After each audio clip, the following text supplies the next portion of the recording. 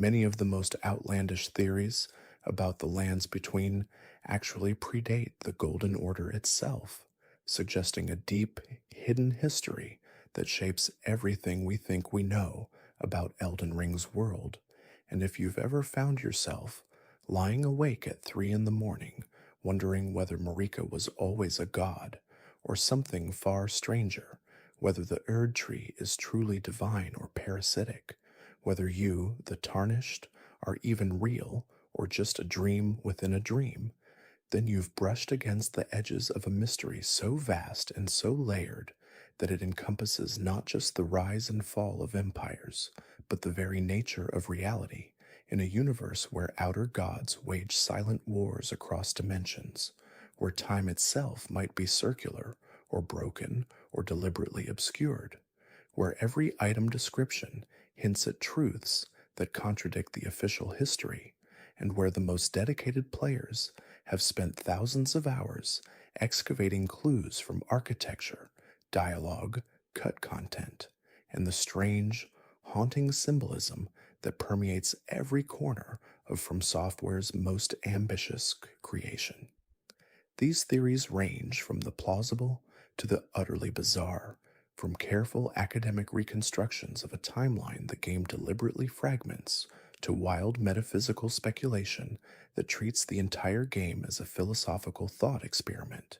And yet, what unites them all is a single tantalizing possibility that beneath the surface narrative of demigods and their squabbles, beneath the tragedy of Marika's family and the shattering that broke the world, there lies something older, something stranger, something that might recontextualize everything you experienced in your playthrough and transform a dark fantasy epic into a cosmic horror story, a creation myth, or even a commentary on the nature of video games themselves.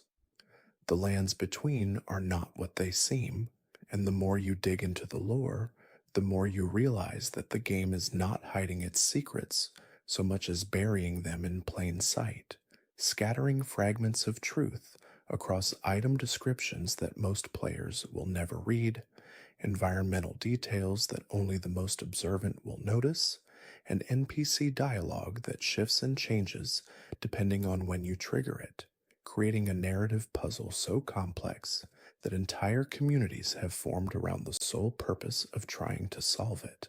And even then, consensus remains elusive because FromSoftware has mastered the art of the unreliable narrator, the contradictory account, the gap in the historical record that could mean anything or nothing.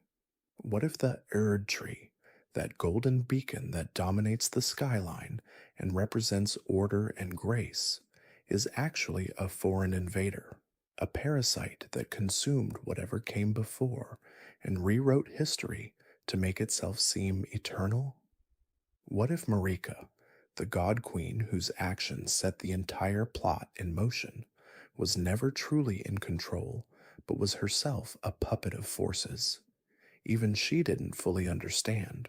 Or worse, what if she understood perfectly, and the shattering was not a tragedy, but a deliberate act of rebellion against a cosmic order that demanded obedience?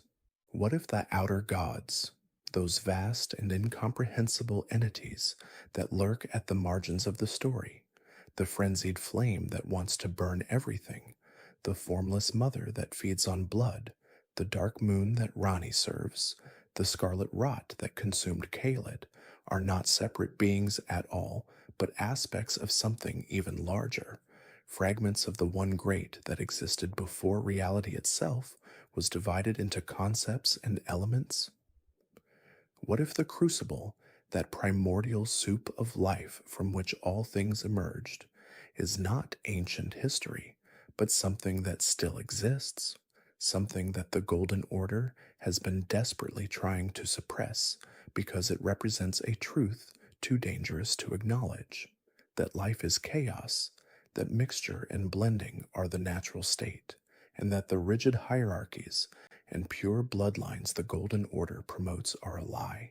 What if you, the player character, The tarnished who returns to the lands between after being exiled are not the hero of this story at all, but another pawn in a game you cannot see. Or even more disturbing, what if you're not even real? What if the entire journey is a dream, a simulation, a story being told by someone or something else, and every choice you make has already been made? Every path you walk has already been walked, because you're trapped in a cycle that has repeated countless times and will repeat countless times more? These are not idle questions.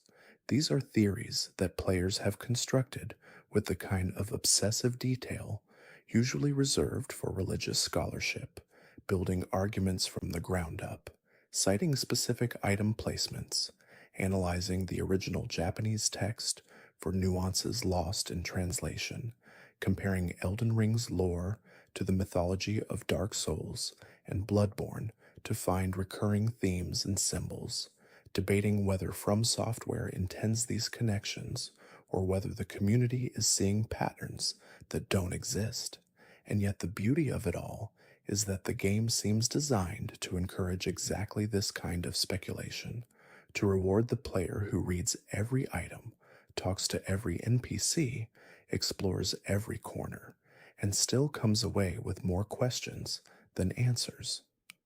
Some of these theories are grounded in close reading and careful analysis, attempting to reconstruct a coherent timeline from fragments, to figure out who did what and when and why, to map the relationships between characters and factions, to understand the political and theological conflicts that tore the world apart.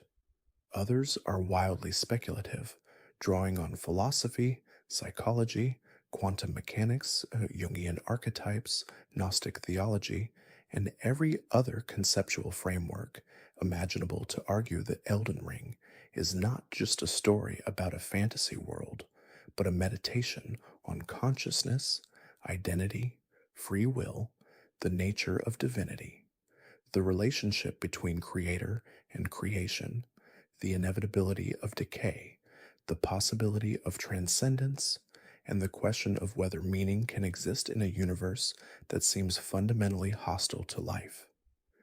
And then there are the theories that exist purely for the joy of speculation, the ones that take a single ambiguous line of dialogue or a strange visual detail and spin it into an elaborate alternate history, the ones that propose that every character is secretly someone else, that every location is a metaphor, that the entire game is happening inside someone's mind, or inside a computer simulation, or inside a dream that the Erdtree is having about itself.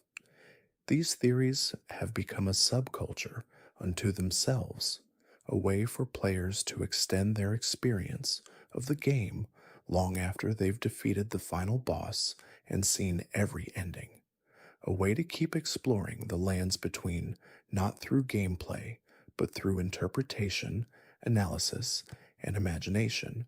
And for some, the theories themselves have become more interesting than the game, a collaborative storytelling project where the community collectively tries to write the secret history that FromSoftware hinted at but never fully revealed.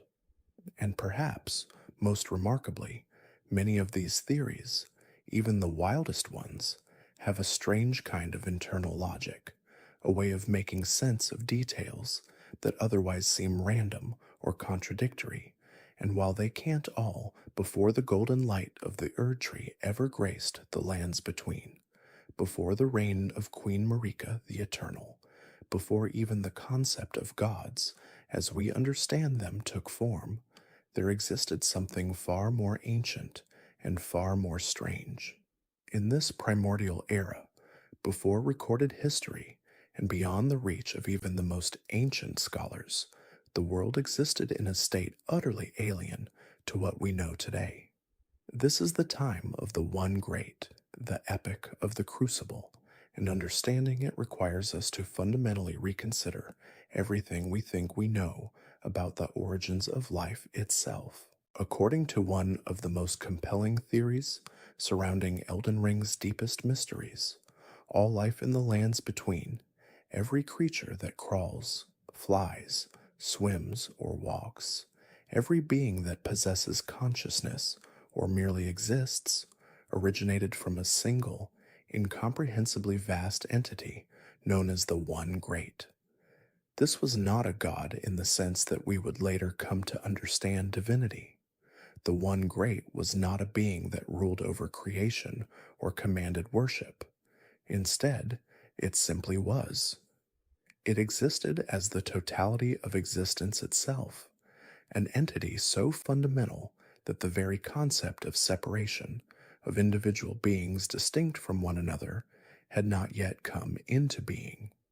The One Great existed in what ancient texts and item descriptions hint at as a state of pure, undifferentiated being. Imagine, if you can, a reality where the boundaries between self and other, between one life form and another, between the elements themselves, simply did not exist. There was no distinction between plant and animal, between earth and sky, between thought and matter. Everything that would eventually become the diverse tapestry of life we see throughout the lands between existed within this singular entity, not as separate components waiting to be released, but as a unified whole where such distinctions were meaningless. The One Great was everything because there was nothing else for it to be compared to or separated from. This primordial state is often described by those few scholars who dare to theorize about such ancient times as a crucible of life, a term that carries profound significance. A crucible, in the most literal sense, is a container used to melt metals at extreme temperatures, a vessel where solid to distinct materials are transformed into a single, molten, unified substance. The metaphor is apt. The crucible of life was not merely a place or a time, but a state of being, a melting pot where all forms of life were intertwined and indistinguishable from one another. Within this crucible, the essence of what would become dragons mingled freely with what would become humans. The nature of beasts merged seamlessly with the qualities of plants, and the fundamental forces that would later be categorized and separated into distinct schools of magic or natural law existed in chaotic harmony. What makes this theory particularly fascinating is its connection to the Erd tree itself, that towering golden beacon that dominates the landscape of the lands between and serves as the central symbol of the Golden Order. The crucible of life, according to this interpretation, was the initial, undifferentiated form of the Erd tree. Before it became the structured, hierarchical source of grace and order that we see in the game's present era, the Erd tree existed as something far more primal and chaotic. Where the Erd tree of the Golden Order represents structure, law, and a specific vision of perfection, the Crucible represented pure potential, unbounded vitality, and the raw, untamed essence of life itself. All life was not merely connected to the Crucible, it was the Crucible, and the Crucible was all life, existing in a state of complete unity. Life within the Crucible was characterized by a raw, untamed vitality that defies our modern understanding of biology or natural order. This was not life as a carefully balanced ecosystem or as species occupying distinct ecological niches. This was life as pure, explosive, uncontrolled energy, manifesting in forms that were diverse, unpredictable, and sometimes grotesque by the standards of the ordered world that would follow. The Crucible did not create life according to a plan or a design. It simply expressed itself, and that expression took countless forms simultaneously, each one as valid and natural as any other. There was no concept of a creature being malformed or monstrous, because there was no standard form to deviate from. Everything that emerged from the Crucible was, by definition, exactly as it should be. Creatures of the Crucible possessed aspects of various animals in combinations that would later be considered impossible or unnatural. A being might have the horns of a ram, the wings of a bird, the scales of a serpent, and the body of a lion, not as some magical hybrid or cursed transformation, but as its natural, original form. These were not chimeras in the sense of beings artificially created by combining different creatures. They were the original templates, the base forms from which more specialized and distinct species would eventually emerge. The diversity of the Crucible was not the result of evolution or adaptation as we understand it, but rather the simultaneous expression of all possible forms of life at once. Every potential configuration of flesh, bone, scale, and feather existed side by side, equally valid, equally real. The horns that appear on certain ancient beings and are referenced in various incantations associated with the Crucible are not mere decorative features or weapons. They represented a fundamental aspect of Crucible life, a physical manifestation of the raw, vital energy that characterized this primordial era. The aspects of the Crucible, as they are known, the horns, the tail, the breath, these are not separate abilities or powers that were granted to creatures. They are remnants of the original unified state of being, fragments of the Crucible's essence that persist in the world even after the great separation occurred. When we see these aspects manifested in the present day, whether through incantations or in the physical forms of certain creatures, we are witnessing echoes of that ancient, primal state. The Crucible Knights stand as perhaps the most direct and powerful remnants of this ancient unified life form. These formidable warriors, clad in their distinctive armor and wielding weapons that seem to channel the raw power of primordial life itself, are not merely soldiers who serve an ancient cause. They embody the raw power and diverse aspects of the Crucible in a way that few other beings in the lands between can claim. Each Crucible Knight demonstrates different aspects of the primordial life force. Some manifest the horns, growing them from their own bodies and using them as devastating weapons in combat. Others display the tail, a flexible, powerful appendage that strikes with the force of the Crucible's untamed vitality. Still others command the breath, exhaling the very essence of primordial life as a weapon against their foes. What makes the Crucible Knights so significant is that they are not corrupted or cursed beings. They are not monsters that have been twisted away from some pure, original form. They are, in fact, closer to that original form than most other creatures in the lands between. They represent what life looked like before the imposition of order, before the establishment of the Golden Order's rigid hierarchies and definitions of what constitutes proper or acceptable forms of existence. Their strength, their resilience, and their mastery of the Crucible's aspects speak to the raw power that characterized life in that primordial era. The misbegotten, those tragic and often maligned creatures found throughout the lands between, are also remnants of this ancient, unified life form, often bearing physical traits of the Crucible, wings that seem to emerge at random from their bodies, limbs of varying sizes and configurations, features that combine human and animal characteristics in ways that the Golden Order deems imperfect or flawed. The misbegotten are living proof that the Crucible's influence never truly vanished from the world. The philosophical underpinnings of this primordial age extend beyond mere physical manifestation into what scholars of the lands between call the primordial current.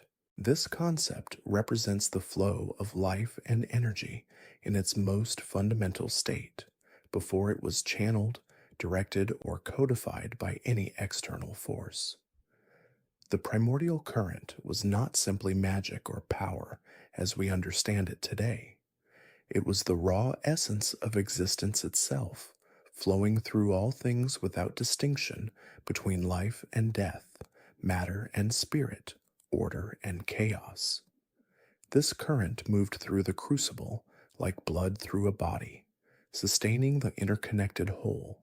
Every creature, every plant, every stone existed as both individual and part of the greater flow. The glintstone sorceries practiced in later ages would attempt to tap into remnants of this current, but they could only access pale shadows of its original potency. The primordial current did not discriminate. It empowered equally the smallest insect and the mightiest beast, because in that age, such distinctions held no meaning. Some texts refer to the crucible in its earliest, most expansive form as the Great Tree. This terminology creates considerable confusion among those attempting to understand the chronology of the lands between, as the Great Tree is distinct from the Erd Tree that would come to dominate the landscape in later epics. The Great Tree was not a single organism in the conventional sense. Rather, it represented the crucible as a living, growing network of life that spread across the entire world.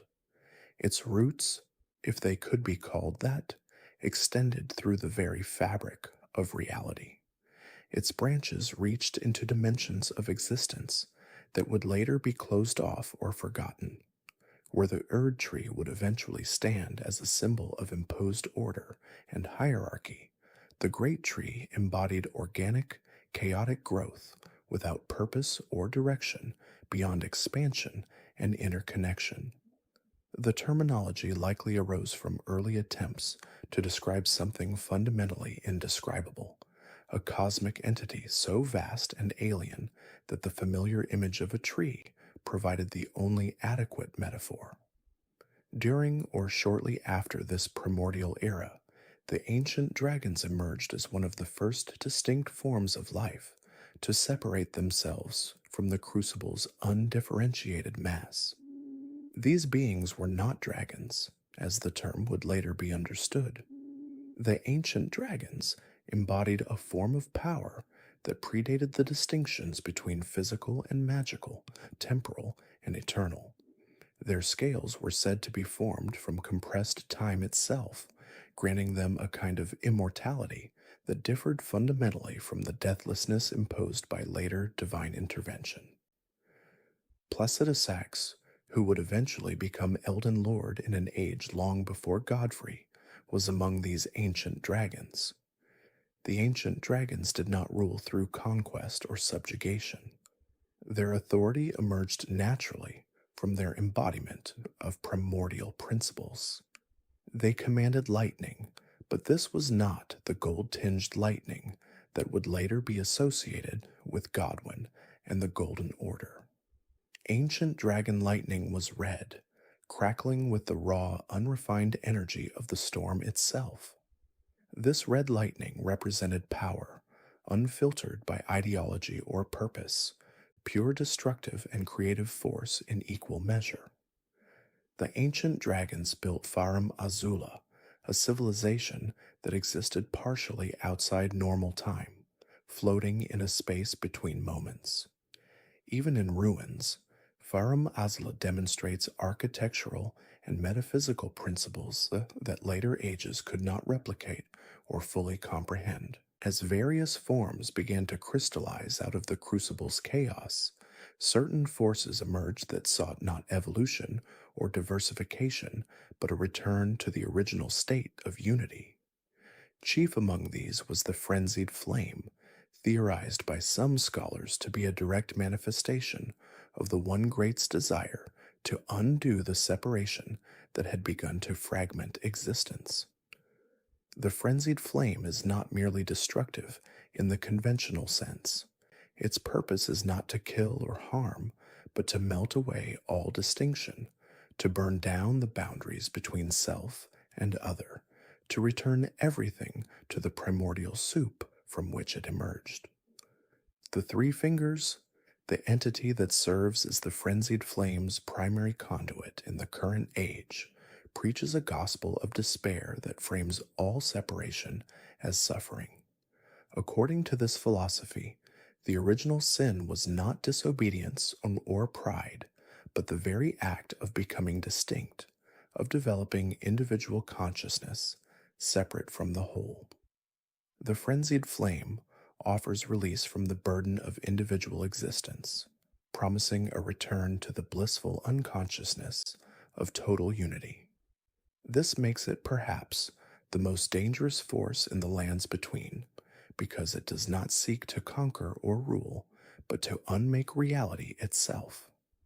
The yellow flame that marks its presence is described as the color of despair, burning away sanity and identity with equal efficiency.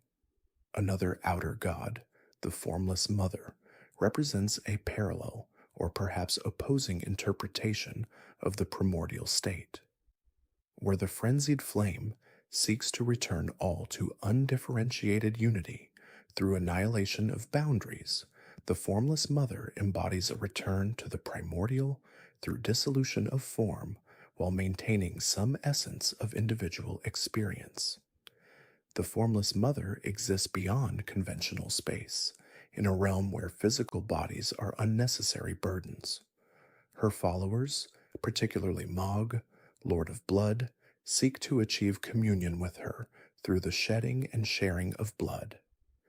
Blood, in this context, is not merely a bodily fluid, but the carrier of identity, memory, and individual essence. By mixing blood, by creating a shared pool of vital fluid, the Formless Mother's adherents attempt to recreate the Crucible's interconnectedness. However, this is a dark mirror of that ancient unity, where the Crucible's blending of forms was natural and generative. The Formless Mother's blood communion is violent and extractive. The Formless Mother's desire for blood and communion can be interpreted as either a perversion or an echo of the Crucible's original interconnectedness, depending on one's philosophical perspective. The Crucible allowed forms to blend and separate organically, with new combinations arising spontaneously from the mixture. The Formless Mother's blood rites forced this blending through violence and domination. Mog's dynasty, built on kidnapping and forced conversion through blood infusion, demonstrates how the principle of unity can be twisted into tyranny. The blood of the Formless Mother is described as cursed, inflicting those it touches with an insatiable hunger for more blood. This creates not genuine communion, but addiction, not unity, but parasitic dependence. Yet beneath this corruption, traces of the original principle remain visible. The shared blood does create a kind of connection between Mog's followers, a network of awareness that echoes, however faintly, the Crucible's original web of interconnected life. The Godwyn dynasty's underground palace, soaked in blood and shrouded in darkness, represents an attempt to recreate the womb-like environment of the primordial Crucible, but the result is a grotesque parody rather than a true restoration. The eventual emergence of the Greater Will marked the most significant shift away from the chaotic unity of the Crucible that the lands between would ever experience. The Greater Will was not native to the primordial era. It arrived from beyond the stars, an external force with its own agenda and its own vision for how existence should be ordered. Where the Crucible represented organic, undirected growth, the Greater Will imposed structure, hierarchy, and purpose. It sent the Elden Beast, a living incarnation of the Elden Ring, to the lands between. This golden entity became the heart of a new order, one that would systematically replace the Crucible's principles with its own. The Greater Will did not destroy the Crucible directly. Instead, It built over it, contained it, and gradually starved it of influence. The Erd tree itself may have grown from or over the great tree, replacing chaotic abundance with ordered growth. Under the greater will's influence, life became categorized, ranked, and assigned value based on adherence to prescribed forms. The golden light of the Erd tree illuminated the lands between, but it also cast deep shadows, pushing the remnants of the Crucible into dark corners and forgotten places. The establishment of the Golden Order, the religious and philosophical system that codified the greater will's vision, further suppressed and actively demonized the remnants and principles of the Crucible. Queen Marika the Eternal, acting as the greater will's vessel and enforcer, led this suppression. The Golden Order's fundamentalists taught that the Crucible's blended forms were aberrations, mistakes to be corrected or eliminated. Omens, beings born with crucible aspects such as horns and tails, were declared cursed and either imprisoned or killed at birth. The misbegotten, creatures that embodied the Crucible's tendency to mix different animal traits, were enslaved and treated as less than human. Knights who displayed Crucible incantations, magic that called upon the ancient power of blended forms, were gradually marginalized and eventually forgotten. The Golden Order rewrote history, casting the Crucible not as the foundation of all life, but as a primitive, chaotic state that enlightened civilization had rightfully transcended. This revisionism was so thorough that by the time of the shattering, most inhabitants of the lands between had forgotten that the Crucible ever existed. Yet despite millennia of suppression, the lingering presence of Crucible aspects in the lands between serves as a constant reminder of this ancient, foundational era. The Crucible Knights, warriors who embraced, rather than rejected their connection to the primordial, still walk the land. Their incantations, which cause tails to sprout or horns to grow, demonstrate that the Crucible's power has not been destroyed, merely buried. Omens continue to be born, their very existence a testament to the fact that the old ways cannot be completely erased. In the deepest roots beneath the Erd tree, where golden light cannot reach, Crucible energy still flows. The persistence of these remnants suggests that the Crucible is not simply history, but a fundamental layer of reality itself, one that can be covered but never truly eliminated. We now enter the ancient past, a time when the outer gods themselves walked, or perhaps more accurately, exerted their will across the lands between. This era predates the golden dominion of the Erd tree, stretching back into ages so distant that only fragments of memory and scattered ruins remain to tell their story. Where once the Crucible represented a unified state of existence, that primordial harmony would soon fracture under the weight of cosmic ambition. The theory that has captivated countless scholars and tarnished alike suggests that the lands between are not simply a realm governed by one divine power, but rather a contested battleground where multiple outer gods vie for influence and control. These entities, incomprehensible in their true forms and motivations, reach down from beyond the stars or up from beneath the earth to shape reality according to their alien designs. Each seeks dominance, each offers a different vision of what existence should be, and the mortal inhabitants of this realm find themselves caught in the crossfire of a war that transcends conventional understanding. Central to this theory is a radical reframing of the greater will itself.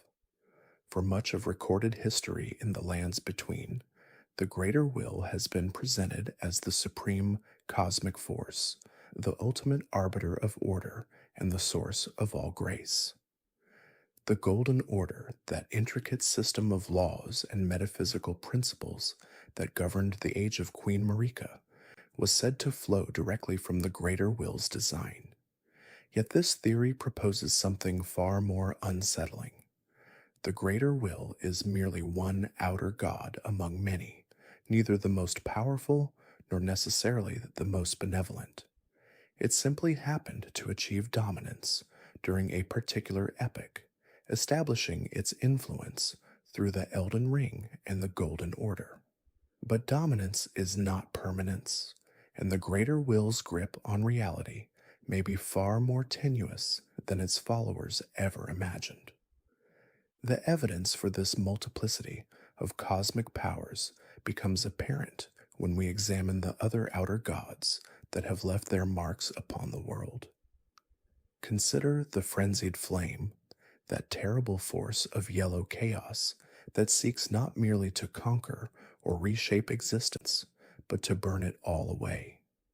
The Frenzied Flame represents the complete antithesis of order, the destruction of all distinction and meaning.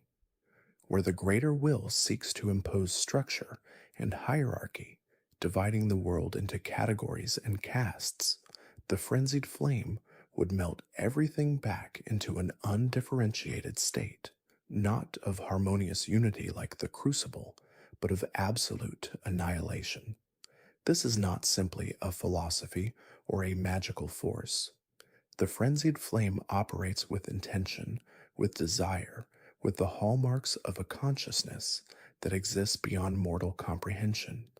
It is another outer god, one that whispers to those driven to despair by the cruelties of the Golden Order's rigid structure.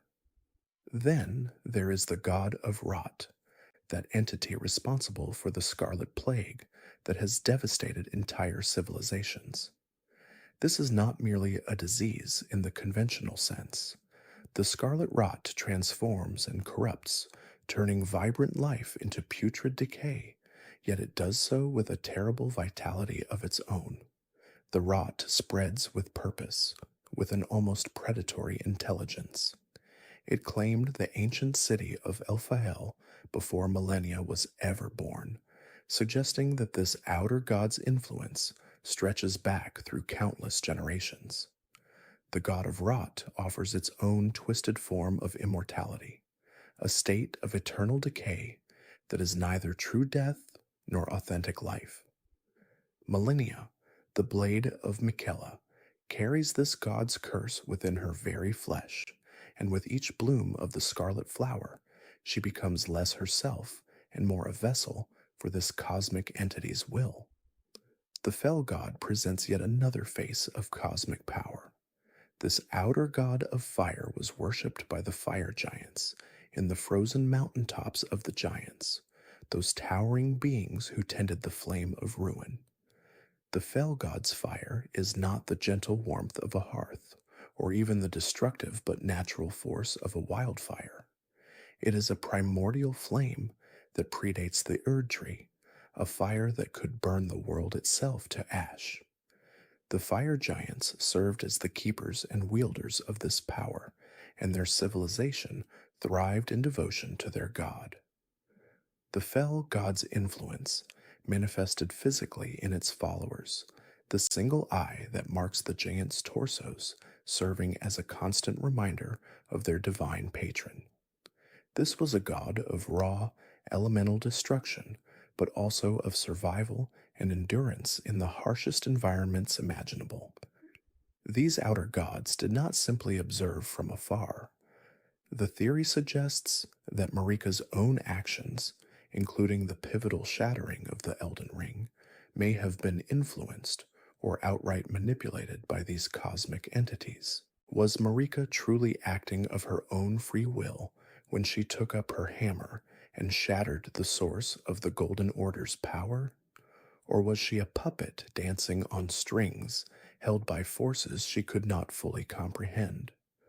Perhaps different outer gods worked through different actors, turning the demigods against one another in a proxy war that served agendas far removed from mortal concerns. The shattering, that cataclysmic event that plunged the lands between into endless war, may have been exactly what certain outer gods desired, weakening the greater will's hold and creating opportunities for other cosmic powers to assert themselves. Before the Erd tree rose to cast its golden light across the realm, before the greater will established its dominion through the Elden Ring, the lands between existed in a state of cosmic plurality. Various outer gods exerted direct influence over the primordial inhabitants, shaping cultures, blessing champions, and cursing bloodlines according to their inscrutable purposes. This was not an age of unified worship or singular divine truth. Instead, different peoples venerated different powers, and the boundaries between the physical and metaphysical were far more permeable than they would later become under the Golden Order's rigid structure. The Formless Mother stands as one of the most disturbing examples of this direct divine influence. This outer god, whose very name suggests an entity without fixed shape or nature, found its expression through blood and through the omen. The omen, those beings born with horns and twisted features, are not simply the result of genetic mutation or natural variation. Their condition is a curse, a mark of the Formless Mother's touch upon their bloodline. The horns that sprout from their bodies, the violent urges that plague their minds, the way society recoils from them in horror, all of this stems from this outer god's influence. The Formless Mother appears to delight in transgression, in the violation of boundaries, both physical and social. Those who commune with this entity, like Mog, Lord of Blood, gain terrible power, but at the cost of their humanity and sanity. The Formless Mother's blood rituals, where adherents bathe in and consume blood to draw closer to their god, represented a form of worship that the later Golden Order would consider the ultimate heresy. In the mountaintops of the giants, the fell god reigned supreme over a civilization of enormous beings who had mastered the art of fire. The fire giants were not primitive savages huddling around flames for warmth. They were a sophisticated culture that understood fire as both a practical tool and a sacred force. Their forges produced weapons and artifacts of incredible power. Their priests tended the flame of ruin, that great fire that burned at the heart of their worship, maintaining it through rituals passed down through generations. The fell god's influence was so profound that it literally marked the giants' bodies, that great eye upon their torsos, serving as both a blessing and a brand. This was a god that demanded strength, that valued endurance and the ability to survive in the harshest conditions. The giants' homeland, a realm of perpetual snow and ice, might seem an unlikely place for a fire god's worship, but perhaps that very contradiction was the point. The fell god's flame could burn even in the coldest places, defying the natural order, asserting the supremacy of divine will over environmental limitation. The god of rot had already manifested its terrible influence long before millennia drew her first breath. Ancient civilizations had encountered the Scarlet Plague, had watched it consume their cities and transform their lands into toxic wastelands. The Lake of Rot, that vast subterranean expanse of putrid liquid, stands as a monument to this outer god's power. Entire ecosystems adapted to exist in this corrupted environment. Creatures that thrived in the rot, that fed upon decay and spread the plague further. The god of rot appears to represent a perverse form of natural selection, where only that which can survive corruption deserves to exist. It is growth without limit, life without form, an endless cycle of decay and rebirth that mocks the structured immortality promised by the Golden Order.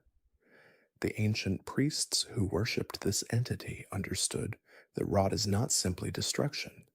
It is transformation, the breaking down of one form so that another might emerge. In this way, the god of rot offered its own twisted answer to the question of mortality and change. The twin bird, an outer god, or perhaps a manifestation of one, held dominion over death itself in those ancient times. Associated with the death birds, those spectral avians that haunt graveyards and ruins, the twin bird represented a conception of death that predated the Golden Order's attempt to eliminate it entirely. The death birds served as psychopomps, guides for the souls of the deceased, conducting them to whatever fate awaited beyond mortal life. This was death as a natural transition, an accepted part of existence, rather than an aberration to be corrected. The twin birds' worship involved rituals of cremation and the scattering of ashes, a recognition that physical forms were temporary vessels and that true existence continued beyond the body's dissolution. This outer god's influence can still be felt in the ghost flame, that spectral fire that burns cold rather than hot, that consumes spirit rather than flesh. The crucible itself, that primordial form of the Erd tree, may have represented a time before the outer gods achieved their current level of separation and distinct identity. When life was undifferentiated and all things blended together, perhaps the cosmic forces that would later become distinct outer gods existed in a more unified state. The Crucible was a time of possibility when the boundaries between species, between elements, between concepts themselves remained fluid. Beings born in the age of the Crucible possessed traits that later ages would consider monstrous or impossible, horns and wings and scales appearing on the same creature, life forms that defied categorization. This primordial blending may have been the natural state of existence before the outer gods began to assert their individual wills, each seeking to impose their own vision of order or chaos upon reality. It was into this contested landscape that the greater will began to assert its dominance. This outer god, working through its vassal the Two Fingers, those strange hand-like entities that serve as intermediaries between the cosmic and the terrestrial, started to establish a new order. The greater will's approach differed from the other outer gods in its scope and ambition. Where the Formless Mother sought devotees, where the fell god claimed a people, where the god of rot spread its influence through plague, the greater will aimed to restructure reality itself. The greater will's influence did not stop at simply arriving in the lands between. It led directly to the establishment of the Golden Order, a cosmic law that would govern reality itself. This wasn't merely a religion or a philosophy. The Golden Order was a fundamental restructuring of how the world worked, encoded in the Elden Ring itself. Under this new regime, death was controlled so fate was predetermined, and the natural chaos of existence was bound by golden chains. The establishment of the Golden Order necessarily meant the suppression of other outer gods' worship. The greater will, through its vessel Queen Marika, would tolerate no rivals. Temples to other gods were destroyed or repurposed, rituals were forbidden, priests of the old ways were hunted down or converted. This wasn't coexistence, this was domination. Among the first to feel the weight of this suppression were the fire giants, a race of colossal beings who dwelled in the snowy peaks of the mountain tops of the giants. These giants were devoted to the Fell God, an outer god of flame, whose power resided in the flame of ruin, a destructive fire that could burn even the Erd tree itself. The fire giants tended this flame in a massive forge, and their very bodies bore the mark of their god, a single eye in their chests that burned with divine fire. When the Golden Order began its expansion, the fire giants saw the threat for what it was. The Erd Tree and the Fell God could not coexist. Fire that could burn the World Tree represented an existential threat to the Greater Will's order. The fire giants waged a war against the Erd Tree, a conflict so devastating that it scarred the very landscape. They marched down from their frozen peaks, wielding weapons of immense size and channeling the destructive power of the Fell God. The flames they brought with them could reduce entire armies to ash. For a time, it seemed possible that the giants might actually succeed in burning the Erd Tree and ending the Golden Order before it could truly take root. But Marika had champions of her own. She sent Godfrey, the first Elden Lord, a warrior of unmatched strength and ferocity, to lead her armies against the giants. Godfrey was no ordinary man. He was Huara Lu, a barbarian chieftain who had been elevated to lordship, his wild strength barely contained by the golden grace Marika bestowed upon him. The war against the fire giants was brutal and prolonged. Godfrey and his warriors, including the legendary Crucible Knights, who served as the Erd Tree's earliest champions, fought their way up the treacherous mountain paths. The giants had every advantage, fighting on their home terrain, wielding weapons that could crush dozens of soldiers with a single blow, and channeling flames that melted armor and flesh alike. But Godfrey was relentless. He fought giant after giant, his strength seemingly inexhaustible, his determination absolute. Slowly, methodically, the giants were pushed back. Their numbers dwindled, their forged temples were destroyed, their sacred sites were desecrated and claimed for the Golden Order.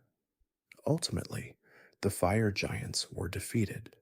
Their civilization was shattered, their people nearly extinct.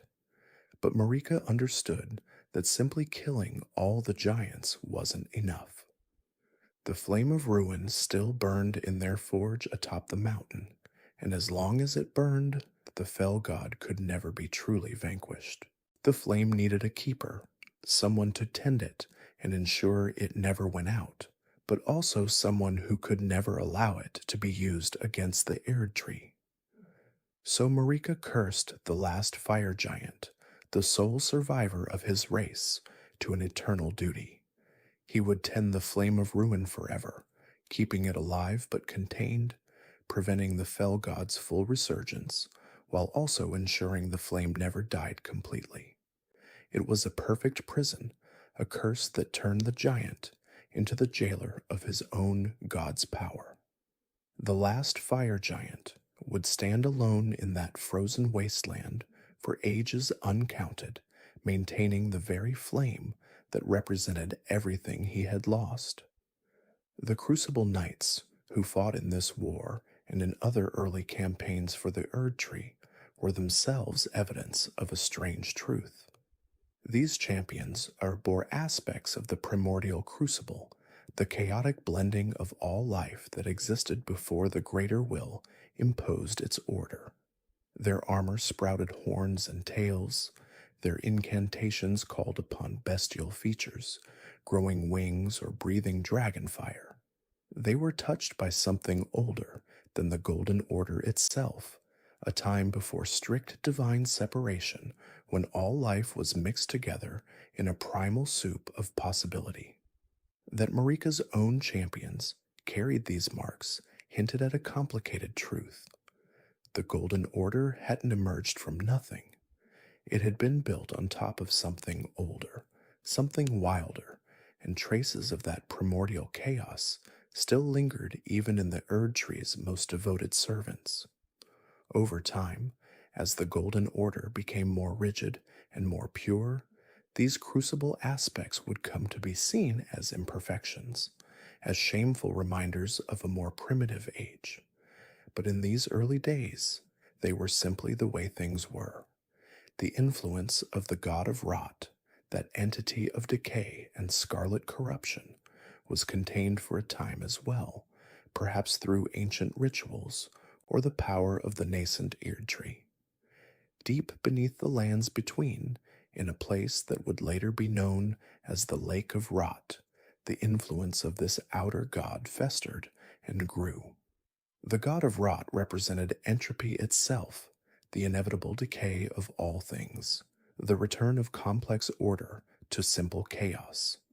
Its power manifested as scarlet rot, a supernatural plague that could consume entire regions, turning vibrant life into putrid wasteland.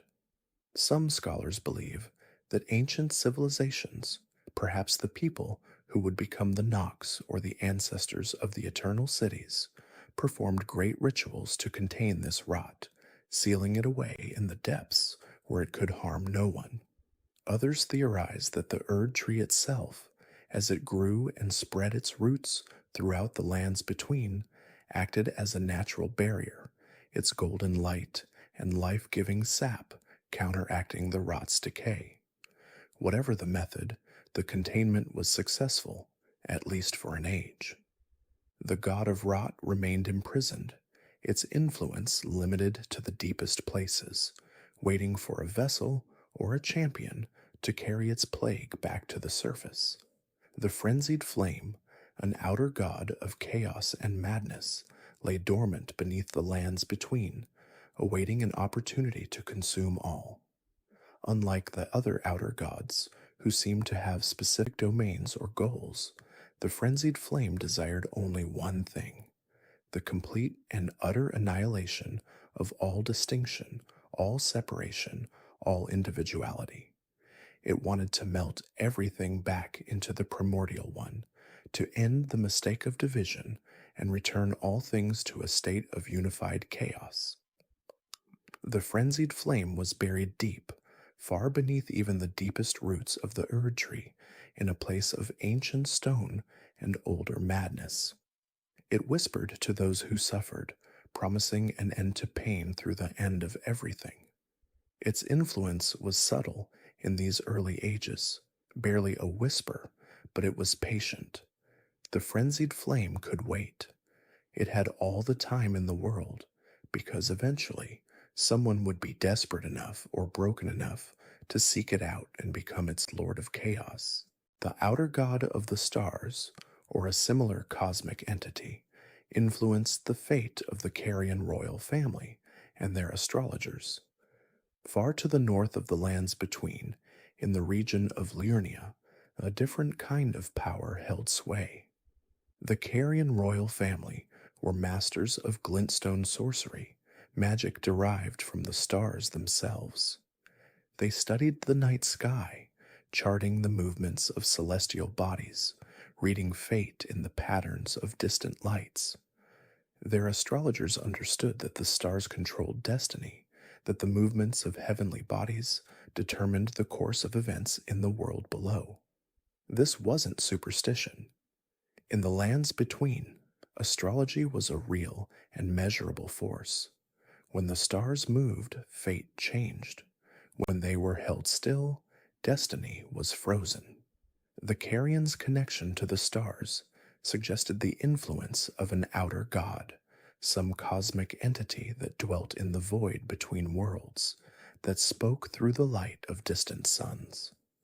This stellar influence would shape the Carian dynasty for generations, leading to alliances and conflicts with the Golden Order, and eventually to the birth of individuals who would change the course of history. The gloam-eyed queen, an Empyrean like Marika herself, wielded the god-slaying black flame, possibly empowered by an outer god of death. This mysterious figure led the Godskin Apostles, a cult of assassins who hunted gods and wore the flayed skin of their victims as ritual garments. The black flame was unlike any other fire. It didn't simply burn. It killed permanently, reducing even divine flesh to nothing, bypassing the immortality that gods enjoyed. The flame was dark, tinged with purple and black, and it burned with a cold heat that consumed life itself. The gloam-eyed queen's existence posed a direct threat to Marika's rule. If gods could be killed, if even Marika herself could be slain by this black flame, then the Golden Order's promise of eternal divine rule was a lie. The fact that the gloam-eyed queen was an Empyrean, a being chosen by the Two Fingers to potentially become a god, suggested that not all Empyreans served the greater will. Some might serve other outer gods, other cosmic forces with their own designs on the lands between.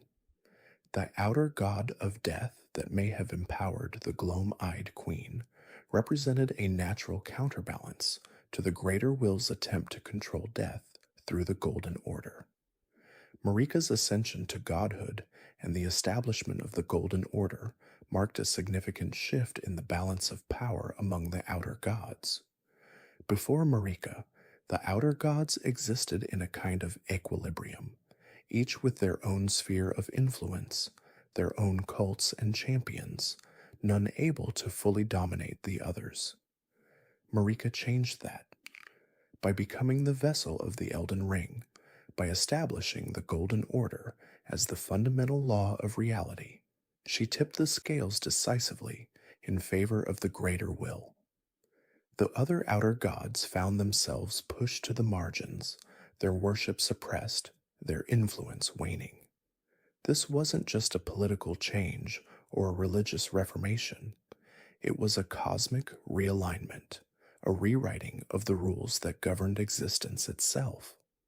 The Greater Will's Golden Order actively sought to eradicate or suppress any worship or influence of rival outer gods. This campaign was systematic and thorough. Inquisitors rooted out heresy. Armies destroyed temples. Laws were written that made worship of other gods a crime punishable by death or worse. The Golden Order didn't just want to be the dominant religion, it wanted to be the only truth, the only reality. Any acknowledgement of other outer gods was seen as a threat to the very fabric of the order Marika had established. This suppression would have long-lasting consequences, driving the worship of other gods underground, creating resentment and resistance that would fester for ages. The existence of the outer gods and their ancient struggles laid the groundwork for the later conflicts and the shattering of the Elden Ring. Every suppressed cult, every defeated champion, every sealed-away power represented a potential future crisis. The Golden Order had won the cosmic struggle, but it hadn't eliminated its rivals. It had merely contained them, pushed them down, locked them away. And contained things have a way of breaking free. Marika's eventual defiance of the greater will might have been a reaction to its oppressive nature or a manipulation by other outer gods. Some scholars believe that Marika grew to resent the greater will's control, that she came to see the Golden Order as a prison rather than a paradise. Others suggest that rival outer gods, patient and cunning, whispered to her over the long ages, planting seeds of doubt, encouraging rebellion. Perhaps the god of death influenced her through her son Godwyn. Perhaps the stars themselves, through her connection to the Carrion family, showed her a different fate. Or perhaps Marika simply looked at what the Golden Order had become, at the suffering it caused in its pursuit of perfect eternal stasis, and decided it needed to end. Whatever the reason, the seeds of the shattering were planted here, in these ancient days when the outer gods struggled for dominance, and Marika first took up the hammer that would one day break the Elden Ring itself. Welcome back to your cosmic lullaby, fellow Tarnished, as we delve deeper into the enigmatic tapestry of the lands between. Our journey through the wild theories of Elden Ring's lore now brings us to a pivotal era, one shrouded in both radiant splendor and creeping shadows. the pre-shattering period, specifically Marika's reign. This is where the divine drama truly unfolds, where the seeds of destruction are sown amidst an age of unparalleled prosperity, and where the very fabric of reality begins to fray. We're moving from the abstract cosmic struggles of the outer gods to the very concrete, if still deeply mysterious, actions of a single powerful entity, Queen Marika herself. As the previous segment illuminated, the outer gods, those incomprehensible cosmic entities beyond the stars, vied for influence over the nascent lands between. Among them, the Greater Will, an alien and domineering force, emerged victorious. Its dominion was not established through direct intervention, at least not initially, but through its emissaries and constructs. The most prominent of these was the Elden Beast, a living manifestation of the Elden Ring itself. The Elden Ring, for those unfamiliar, is not a physical object in the traditional sense, but a conceptual construct, a fundamental law of the world, dictating causality, destiny, and the very flow of life and death. The Elden Beast, acting as the Greater Will's vassal, descended upon the lands between, effectively establishing the Golden Order. The Golden Order, in turn, became the dominant faith and political structure, its tenets and principles enforced by the power of the Elden Ring. It promised prosperity, order, and a golden age, but at what cost? This is where our story truly begins to focus on its central figure. It was during this period that Marika, a Numen, a race of long-lived enigmatic beings with a propensity for intellect and a connection to the divine, either ascended to godhood or was chosen by the Greater Will.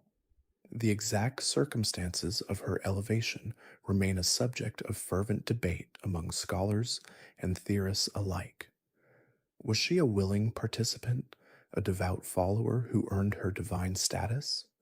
Or was she a pawn, a vessel meticulously crafted and manipulated by the Greater Will for its own inscrutable purposes?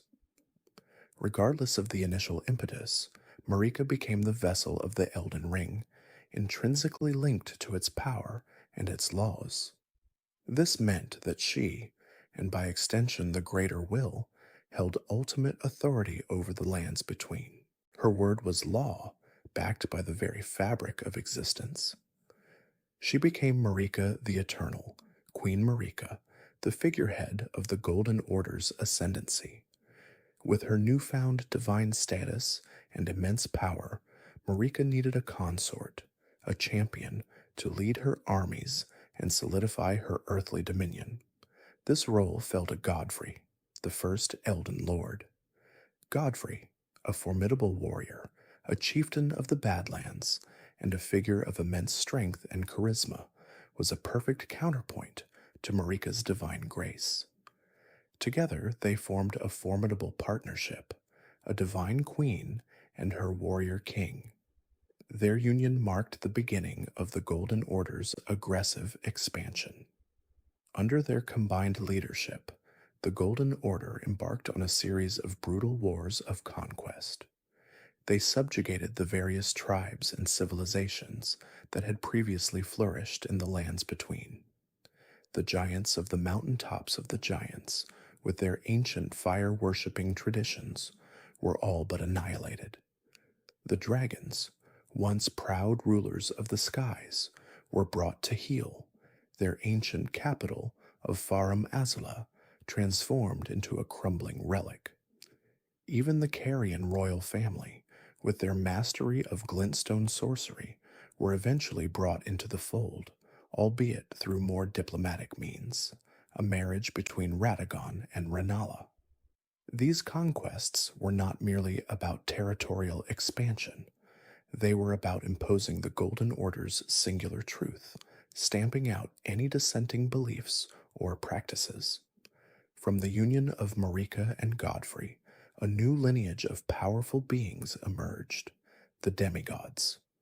Their firstborn was Godwyn the Golden, a paragon of chivalry and strength, beloved by all. Godwyn embodied the ideals of the Golden Order, a perfect prince in a golden age. Following Godwyn, Marika gave birth to twins, Morgott the Omen King and Mog, Lord of Blood. These two, however, were born with a terrible affliction. They were omens, cursed beings with horns and other grotesque features, reviled and often imprisoned by the Golden Order they were born to uphold. This early introduction of suffering within her own progeny, born from the very order she embodied, might have been the first tremor in Marika's unwavering faith. The inherent contradiction of a perfect order producing such imperfect children would surely have been a source of internal conflict, even for a god. Despite their successes, the Golden Order's expansion eventually reached its natural limits. The lands between were largely unified, and the wars of conquest had ceased. With no more external enemies to conquer, and perhaps fearing the continued martial prowess of Godfrey, Marika made a monumental decision. She banished Godfrey and his loyal warriors from the lands between. Stripped of their grace, the divine blessing that allowed them to see the guidance of the Erd Tree and wield its power, they were cast out. They became the first tarnished, wanderers without a home, destined to roam the lands beyond the fog. This act, seemingly cruel and abrupt, is perhaps one of the most debated actions of Marika. Was it a calculated move to prevent Godfrey from ever challenging her authority? Was it a way to preserve his warrior spirit, to keep him from growing soft in an age of peace? Or was it a more complex long-term plan, a way to sow seeds of future defiance against the very order she represented? The ambiguity here is key, hinting at a deeper game being played. Following Godfrey's banishment, Marika took a second consort, Radagon. Radagon, a formidable champion in his own right, was initially a general in Marika's army, a red-haired warrior who led campaigns against the Carrion royal family. The union of Marika and Radagon was not simply a marriage, it was a profound merging of identities. It is widely theorized and indeed hinted at through numerous in-game texts that Marika and Radagon are, in fact, two halves of the same being. They are two distinct personalities, yet intrinsically linked, perhaps even the same soul, inhabiting two different forms. This merging further solidified the Golden Order's power, eliminating any potential rival claims to the throne and presenting a united, unassailable front. It was a symbolic and literal consolidation of power, embodying the very unity and singular truth that the Golden Order preached. From the union of Marika and Radagon came two more demigods, also afflicted with curses, further deepening the tragic irony of the perfect Golden Order. There was Miquella, the unalloyed, a child of immense beauty and intellect, but cursed with eternal youth, forever trapped in a childlike form. He dedicated his life to trying to cure his sister and lift the curses afflicting his family, seeking a new form of unalloyed Golden Order. And then there was Malenia, Blade of Miquella, a fierce warrior, but cursed with the scarlet rot, a horrifying disease that slowly consumed her body and mind, threatening to turn her into a destructive force of nature. The birth of these two cursed demigods, following the Omen twins, must have been a profound blow to Marika. It challenged the very notion of the Golden Order's benevolence and perfection, particularly as she, the vessel of the Elden Ring, was the source of these afflictions. How could a divine order, supposedly guided by a benevolent greater will, inflict such suffering upon its own divine progeny? Throughout these events, Marika oversaw the construction of the Erd Tree, the colossal golden tree that dominates the skyline of the lands between. The Erd tree is more than just a magnificent landmark. It is a living symbol of the Golden Order's dominance and a direct source of its power. Its roots permeate the entire land, drawing sustenance and channeling the power of the Elden Ring. Grace, the divine blessing that guides the tarnished, emanates from the Erd tree. It is the repository of souls, the place where all life returns upon death, ensuring the cycle of rebirth within the Golden Order's framework. The Erd tree represented the pinnacle of the Greater Will's influence, a towering testament to its absolute control over life, death, and destiny. However, as the Golden Order reached its zenith, a subtle but profound shift began to occur within Marika.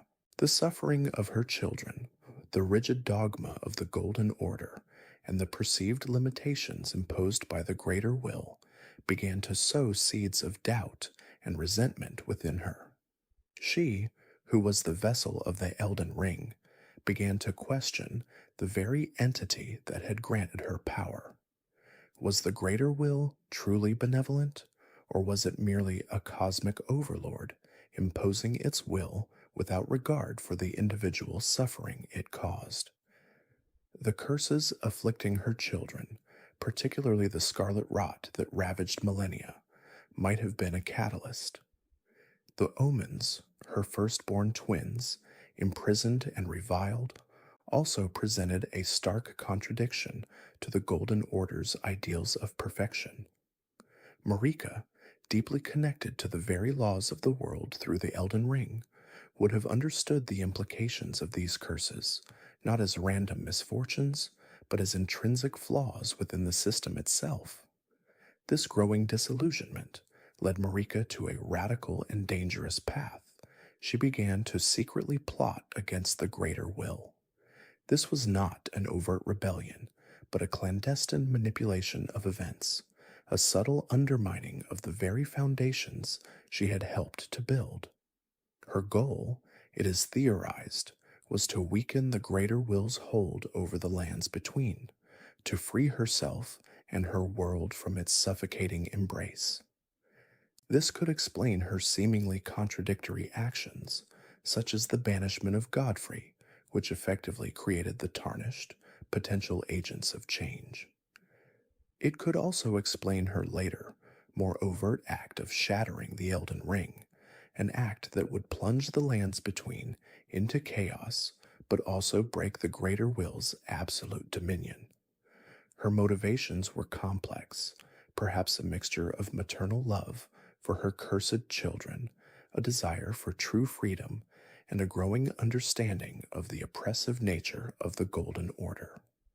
This subtle rebellion, unfolding beneath the golden veneer of prosperity, would ultimately lead to the cataclysmic events that define the world of Elden Ring. The stage was set for a divine tragedy, orchestrated by the very god who had once championed the Golden Order. Marika, ever the architect of her own destiny, then provided these newly formed black knives with a fragment of the rune of death. This wasn't just any rune, mind you. The rune of death, once sealed away by Marika herself within Malekith the Black Blade, was the very essence of mortality, the power to truly end a life, even a demigod's. Up until this point, demigods, though capable of being wounded, were largely considered immortal, their lives unending. The removal of this fragment, however small, was a monumental act of defiance against the established order, a direct challenge to the Greater Will's carefully constructed system of eternal life. This fragment, imbued into the Black Knife's daggers, transformed them from mere assassins into instruments of divine termination, capable of striking down even the most powerful of Marika's own progeny. The implications were staggering, a clear signal that Marika was willing to cross lines previously thought inviolable. With the tools in place, Marika then orchestrated the Night of Black Knives, a pivotal event that would forever alter the course of the lands between. Under the cloak of night, the Black Knives, armed with their death-infused blades, descended upon the unsuspecting demigods. Their primary target, however, was Godwyn the Golden, the firstborn son of Marika and Godfrey, and a beloved figure throughout the lands between. The assassination of Godwyn was not a random act of violence, but a meticulously planned strike, a surgical removal of a key piece from the Greater Will's grand design. Godwyn's death, uniquely, was a death of the soul, leaving his body intact but corrupted, a grotesque monument to Marika's defiance. This bizarre form of death, where the spirit perished but the flesh remained, is a direct consequence of the rune of death's fragment being used in such a targeted manner. This horrific event, the Night of Black Knives, served as the catalyst, the spark that ignited the cataclysm known as the shattering of the Elden Ring.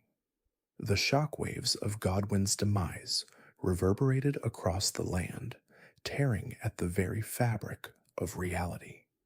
Following this devastating act, Marika herself shattered the Elden Ring. This was not a moment of weakness or despair, but a calculated, deliberate act of rebellion. The Elden Ring, the very embodiment of the Golden Order and the Greater Will's influence, was the source of all power and stability in the lands between. By shattering it, Marika not only broke its immense power, but also further destabilized the Golden Order, sending the entire world into chaos. The act was a symbolic and literal dismantling of the Greater Will's authority, a declaration of war against the cosmic entity that had held dominion over her and her world for so long. The shards of the Elden Ring, the great runes, were then scattered, each imbued with a portion of its immense power, and claimed by Marika's demigod children, who would then wage war amongst themselves in a desperate struggle for supremacy. This was all part of Marika's larger, intricate plan. Marika's act of shattering the Elden Ring, therefore, was a deliberate attempt to free the lands between from the Greater Will's oppressive influence. Her motivations were not born of malice or a desire for destruction for its own sake, but rather a profound yearning for liberation. She sought to break the cycle of eternal subservience, to sever the umbilical cord that bound her world to the whims of an unseen, uncaring cosmic entity. The Golden Order, while seemingly benevolent, was ultimately a gilded cage, limiting the potential and freedom of the inhabitants of the lands between. Marika, with her foresight and perhaps a touch of prophetic vision, understood that true evolution and self-determination could only occur once the shackles of the Greater Will were cast off. Her actions, though seemingly destructive, were in fact a desperate, violent act of creation, a tearing down of the old to make way for the new. She was willing to pay the ultimate price for this freedom, even if it meant plunging her world into an age of conflict and uncertainty. As a direct consequence of her defiance, Marika was imprisoned within the Erd Tree by the Greater Will. This was the ultimate punishment for her rebellion, a symbolic and literal binding of the Queen who dared to challenge her cosmic overlord. The Erd Tree, once a symbol of life and prosperity under the Golden Order, became her gilded cage, a prison of immense power and suffering. Her confinement served as a stark warning to any who might consider defying the Greater Will, a brutal demonstration of its absolute authority. Yet even in her imprisonment, Marika's will remained unbroken, her resolve unwavering. Her physical confinement did not diminish her strategic mind or her long-term vision. She became a martyr for her cause, a silent testament to the enduring spirit of resistance against overwhelming cosmic power. Her suffering was not in vain, for it fueled the very changes she sought to enact. Marika's motivations, as we delve deeper, are rooted in her Numen heritage. The Numen, an enigmatic race from beyond the lands between, are known for their long lifespans and their intrinsic connection to a different, perhaps older, cosmic order. This heritage instilled in Marika a perspective that transcended the immediate concerns of humanity or even the demigods. She sought an outcome separate from human concerns, a grander design that prioritized the liberation of the lands between from the greater will, even if it meant sacrificing the current era of peace and stability. Her Numen blood, perhaps, gave her a unique understanding of the greater will's limitations and its ultimate desire for control. She saw beyond the superficial benefits of the Golden Order to its underlying authoritarian nature. Her actions were not driven by personal ambition in the conventional sense, but by a deep-seated desire to fulfill a destiny tied to her ancient lineage, a destiny that demanded a complete severance from the existing cosmic hierarchy. This made her a figure of immense complexity, a queen who loved her people but was willing to inflict pain for their ultimate freedom. This brings us to one of the most intriguing and widely debated theories, the nature of Marika and Radagon. Many believe that Marika and Radagon are distinct entities, forced together, or perhaps different personalities inhabiting the same body, rather than a singular unified being. The lore often presents them as two sides of the same coin, yet with conflicting desires and allegiances. Marika, the defiant queen, sought to break free from the greater will, while Radagon, the devout champion, was fiercely loyal to it. The inscription on the Radagon's sore seal, Marika's other half, Radagon, suggests a deep and intrinsic connection, but not necessarily a shared consciousness or identical goals. Some theories propose that Radagon was a creation of the greater will, an attempt to control Marika, or perhaps a manifestation of her own internal conflict. The fact that they are both referred to as a single entity, Queen Marika the Eternal, yet possess such divergent ideologies, points to a profound internal struggle or a forced duality. This duality is crucial to understanding the nuanced motivations behind the events of the shattering. If they were truly one, their actions would be far less contradictory. Their separate yet conjoined existence highlights the deep divisions within the very heart of the Golden Order itself.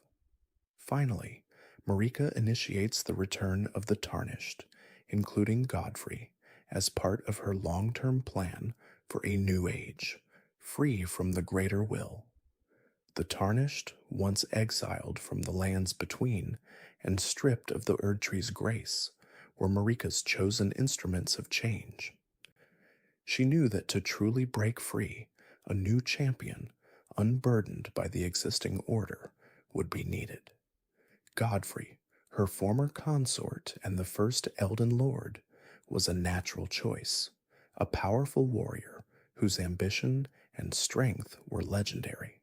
But it wasn't just Godfrey, it was all the Tarnished, those who had lost the guidance of grace, who were now beckoned back to the lands between. This guidance of grace that they now perceive is, in fact, Marika's own will, subtly manipulating events from within her prison. She sought to use their ambition, their desire for power and glory, to dismantle the remnants of the greater will's influence and establish a new order, one truly free from external cosmic interference. Her plan was a multi-generational chess game, a slow burn of rebellion that would culminate in the Tarnished's arrival and their ultimate challenge to the established cosmic hierarchy. The return of the Tarnished was not a coincidence, but the final, masterful move in Marika's elaborate, centuries-long scheme for liberation. She had set the stage, provided the tools, and now she was calling her champions home to finish what she started. Welcome back, weary traveler, as we delve deeper into the enigmatic tapestry of the lands between, moving from the mysteries of Marika's true nature to an even more fundamental question: the very identity of the Tarnished, you, the player character. Our timeline now shifts significantly, anchoring itself firmly in the pre-shattering era, a time before the cataclysmic event that forever altered this world. This epoch, stretching back untold millennia, is where the foundational myths and cosmic interventions that shaped the lands between truly began to unfold. Before the golden dominance of the Erd Tree, before the very concept of grace, as it is now understood, there existed something far more primal, far more fluid. This was the crucible of life, a primordial soup, a swirling, undifferentiated mass from which all life, in its myriad forms, is said to have sprung. Imagine a world unburdened by rigid hierarchies or singular deities, where the very essence of existence was a chaotic, fertile blend. The Crucible was not a place in the conventional sense, but rather a state of being, an ancestral wellspring of creation. Its influence can still be seen in the grotesque, yet strangely beautiful, Crucible Knights, whose armor is adorned with bestial features, like wings, tails, and horns, remnants of this ancient, unrefined evolutionary past. These features are not merely decorative, but are deeply ingrained aspects of their being, hinting at a time when the boundaries between different forms of life were far more porous, when all creatures shared a common, undifferentiated origin. The Crucible represents a raw, untamed power, a testament to the world's original state before the imposition of order. It was a time of boundless potential, where life burst forth in 1,000 different permutations, each a testament to the unbridled creativity of existence itself. This era predates even the concept of an outer god's influence, existing in a state of pure, unadulterated natural development. Into this primordial landscape, before the Erd Tree's golden boughs reached for the sky, another dominant power held sway: the ancient dragons. These magnificent, colossal beings, scaled and winged, were the undisputed rulers of the lands between. Their reign was an age of thunder and lightning, of immense power and ancient wisdom. Led by the venerable Fortisax, a dragon of immense stature and unwavering loyalty, and the two-headed, timeless Placidusax, the Dragon Lord, these creatures commanded respect and fear in equal measure. Placidusax, in particular, was an Elden Lord in his own right, a testament to the dragon's prior dominion, though his god, the one he served, is now lost to time, having fled or been destroyed. Their temples, vast and crumbling, still dot the landscape, testaments to their former glory, like Farum Azula, a floating ruin perpetually caught in a temporal storm, a poignant reminder of a lost age. The dragon's society was complex, with its own intricate hierarchies and traditions centered around their reverence for lightning and the raw power of the storm. They were not merely beasts, but intelligent beings with their own forms of magic and their own understanding of the world. Their scales shimmered with ancient power, their roars echoed across the vast plains, and their breath could incinerate entire armies. This was a world shaped by their might, a world where the sky itself seemed to bow to their will. But even the might of the ancient dragons was not absolute, for a new cosmic force was about to make its presence known. From beyond the stars, from the vast, indifferent void of space, came the greater will, an outer god of immense power and inscrutable motives. The greater will, unlike the localized deities or primordial forces of the Crucible, operates on a cosmic scale, its influence stretching across countless worlds. It is a being of pure will, a guiding hand that seeks to impose order and purpose upon the chaos of existence. To establish its dominion over the lands between, the greater will sent forth its emissary, a celestial being of immense power and alien design, the Elden Beast. This creature, a living embodiment of the Elden Ring itself, descended upon the lands between like a golden meteor, crashing down and embedding itself within the very fabric of the world. Its arrival marked a seismic shift in the spiritual and political landscape, ushering in an entirely new era. The Elden Beast, in essence, is the Elden Ring, or at least its physical manifestation, a conduit for the greater will's power and its chosen method of imposing its cosmic order. Its presence began to reshape the very laws of the world, gradually supplanting the older, more chaotic energies with a new, more structured system. With the Elden Beast firmly established, the greater will needed a mortal vessel, a champion to enact its divine will upon the lands between. This is where Marika enters the narrative. A Numen, a race of beings said to hail from outside the lands between, Marika was chosen by the greater will to become its vessel, its living embodiment of divine power. Her selection was not arbitrary, but a carefully orchestrated move by the outer god to establish its dominion through a mortal intermediary. As the chosen vessel, Marika was imbued with immense power, becoming the first queen of the lands between. Her reign marked the beginning of the Golden Order, a new era of prosperity and order dictated by the tenets of the greater will. She was a figure of immense authority and divine right, her every decree backed by the cosmic power flowing through her.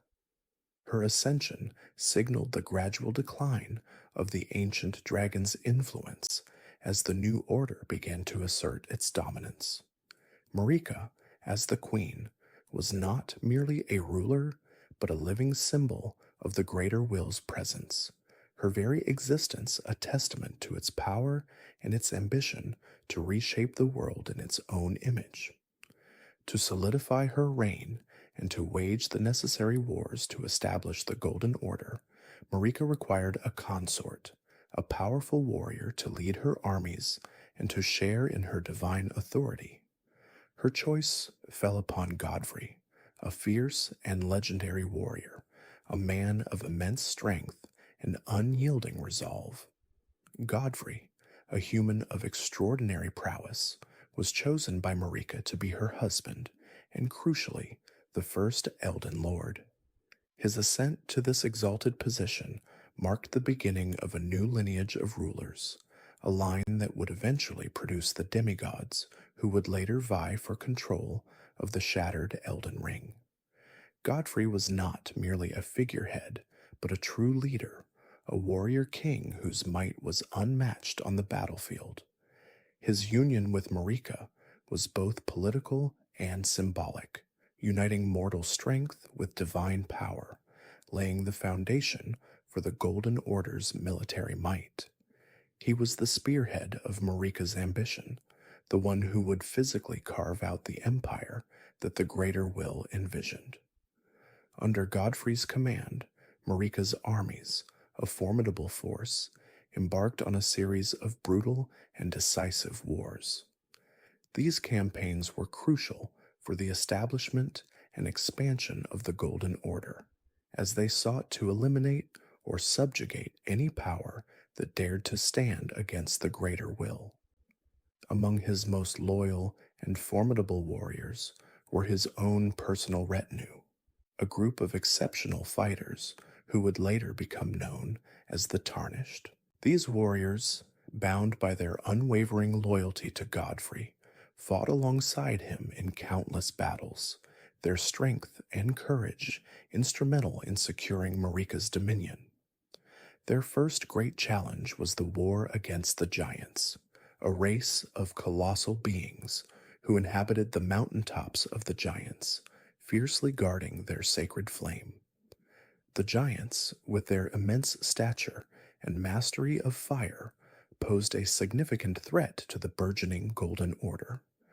Godfrey, leading his tarnished, waged a protracted and bloody war, eventually defeating the giants and extinguishing their sacred flame, a symbolic act that further solidified the Greater Will's control. Following this victory, the focus shifted to the ancient dragons. Though their power had waned since the arrival of the Elden Beast, they still held significant sway and represented a challenge to the absolute authority of the Golden Order. The war against the dragons was another brutal conflict, with Godfrey and his tarnished clashing against the ancient scaled beasts. While not all dragons were eradicated, their power was broken, their dominion shattered, and their remaining numbers forced into subservience or isolated pockets of resistance. These wars were not just about conquest, but about the systematic imposition of a new world order, a world where the greater will reigned supreme. However, the very warriors who had helped forge this empire, Godfrey's loyal tarnished, were eventually stripped of their grace and exiled from the lands between by Marika herself. This was a profound and bewildering act, a seemingly cruel betrayal of those who had shed blood for the Golden Order. Grace, in this context, refers to the golden light, the blessing of the Erd Tree and the greater will that guides and empowers chosen individuals. To be stripped of grace meant to lose this divine favor, to become a shadow of one's former self, adrift and purposeless. The reasons for this exile are complex and shrouded in mystery, but one prevailing theory suggests that the tarnished, having fulfilled their purpose in the wars of conquest, were no longer needed. Perhaps their inherent ferocity, their unyielding will to fight, was seen as a potential threat to the peace and stability that Marika now sought to establish. Or perhaps, as some speculate, Marika, already harboring doubts about the greater will's intentions, foresaw a future where these warriors would be needed again, and their exile was a deliberate act to preserve them from the inevitable decay that would eventually befall the lands between. Their banishment was not a punishment, but a strategic removal, a severing of their connection to the lands between, sending them to lands beyond the fog, where they would wander, forgotten, until a new purpose called them home. The architect of the Golden Order, the mighty Godfrey himself, eventually suffered a similar fate. After the wars were won, after the lands between were pacified under the banner of the greater will, Godfrey too was stripped of his grace and exiled. His purpose, it seemed, had been fulfilled. The warrior king, who had led countless battles and established Marika's dominion, was no longer needed in a time of peace. This act, coming from Marika, his own wife and queen, was a poignant testament to the ruthless nature of divine power and the transient nature of mortal glory. Stripped of his golden aura, his divine guidance, Godfrey was cast out of the lands between, forced to wander the desolate wilds beyond the fog. In his exile, he shed his regal identity, embracing a more primal, untamed persona. He became Huaralu, chieftain of the Badlands, a fierce barbarian leader, his raw strength and unyielding spirit undiminished by his banishment. This transformation highlights the duality of his character, the noble king and the savage warrior, both facets of a man whose destiny was inextricably linked to the lands between, even in absence. His exile, like that of the Tarnished, was not an end but a pause, a period of waiting for a new call to action. And then the unthinkable happened. Marika, the very vessel of the greater will, the architect of the Golden Order, shattered the Elden Ring. This cataclysmic event, known simply as the Shattering, plunged the lands between into an era of unprecedented chaos and war. The Elden Ring, the very embodiment of the greater will's order and the fundamental laws of the world, was broken into numerous great runes, each claimed by one of Marika's demigod children. The reasons for Marika's actions are still debated, but it is widely believed that she grew disillusioned with the greater will, perhaps recognizing its oppressive nature or foreseeing a darker future under its eternal dominion. Her act was a rebellion, a desperate attempt to break free from the cosmic chains that bound her and the lands between. The Shattering unleashed untold devastation, tearing apart the very fabric of reality, causing the land to bleed and the sky to weep. The demigods, each wielding a fragment of the shattered ring, descended into a brutal war of succession, a conflict that ravaged the land and brought untold suffering to its inhabitants. The Golden Order, once so absolute, was fractured, its principles twisted, and its authority challenged. This was the defining moment, the cataclysm that set the stage for the events of the game, creating a broken world ripe for intervention.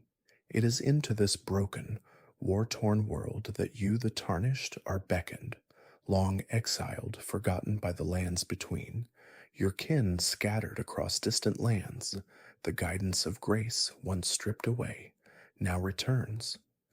Like a faint golden whisper, it calls you back, guiding your footsteps across the treacherous seas and through the perilous fog that once barred your return.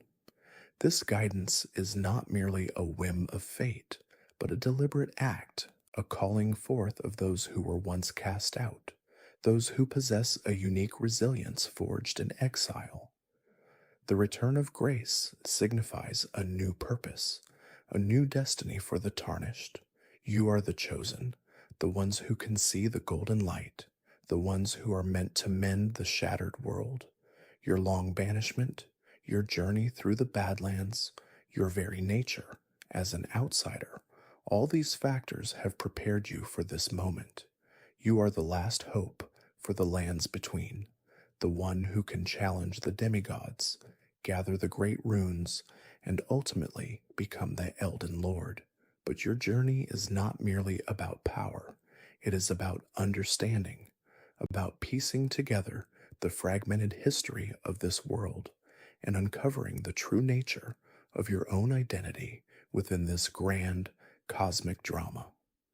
The stage is set, the path is illuminated, and the lands between awaits its champion.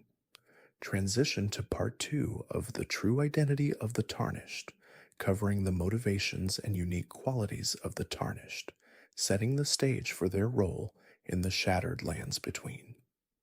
Perhaps the most compelling, and certainly the most debated theory surrounding the Tarnished's true identity, posits that you, the player character, are a reincarnation of a significant figure from the lands between's distant past. This isn't merely a vague spiritual echo, but a literal rebirth, a soul returned to fulfill a destiny perhaps long forgotten. The most popular candidate for this past life is none other than Godfrey's firstborn son, a figure shrouded in mystery and only hinted at through fragmented lore. This son, whose name is never explicitly stated in-game, was said to have been banished alongside Godfrey, the first Elden Lord, when he became the first Tarnished. The theory suggests that this banishment wasn't just a physical removal from the lands between, but a spiritual severance, a karmic debt that could only be repaid through a cycle of rebirth. If the player Tarnished is indeed this lost son, it adds a profound layer of tragic irony to their quest. They would be returning to a land that cast them out, destined to reclaim a throne that was once their birthright, yet denied to them. This lineage would also explain the Tarnished's innate strength and resilience, a natural aptitude for combat and leadership that often seems to defy their amnesiac state. Their connection to Godfrey, a warrior of unparalleled might, would imbue them with an inherent capacity for greatness, a latent power waiting to be awakened. The echoes of a forgotten past would resonate within their very being, driving them towards a destiny they cannot fully comprehend. Beyond the idea of reincarnation, another powerful theory suggests that the Tarnished is not merely a strong individual, but a vessel for an outer god, or is being actively guided by one. The lands between are a battleground for these cosmic entities, each vying for influence and control over the fate of the world. The Greater Will, the outer god associated with the Golden Order, is the most prominent, but others like the Frenzied Flame, the Formless Mother, and the God of Rot also exert their will through various champions and cults. If the Tarnished is a vessel, it implies a more direct, perhaps even involuntary, connection to one of these cosmic powers. Their actions might not be entirely their own, but subtly influenced, their path meticulously orchestrated by an unseen hand. This would explain their extraordinary resilience, their ability to overcome seemingly insurmountable odds, and their uncanny knack for surviving encounters that would spell doom for any ordinary mortal. An outer god, with its vast cosmic power, could infuse its chosen vessel with immense strength, grant them prophetic visions, or even subtly manipulate the events around them to ensure their success. The guiding hand theory, while similar, suggests a less direct form of control. Here, the outer god might not possess the Tarnished, but rather whispers to them through dreams, sends omens, or subtly nudges them towards specific objectives. This guidance could be benevolent, malevolent, or entirely indifferent to the Tarnished's personal well-being, serving only the outer god's inscrutable agenda. The ambiguity of this connection, the question of whether the Tarnished is truly free or merely a puppet, adds a chilling layer of cosmic horror to their journey. It forces the player to question the very nature of their agency and the true source of their power.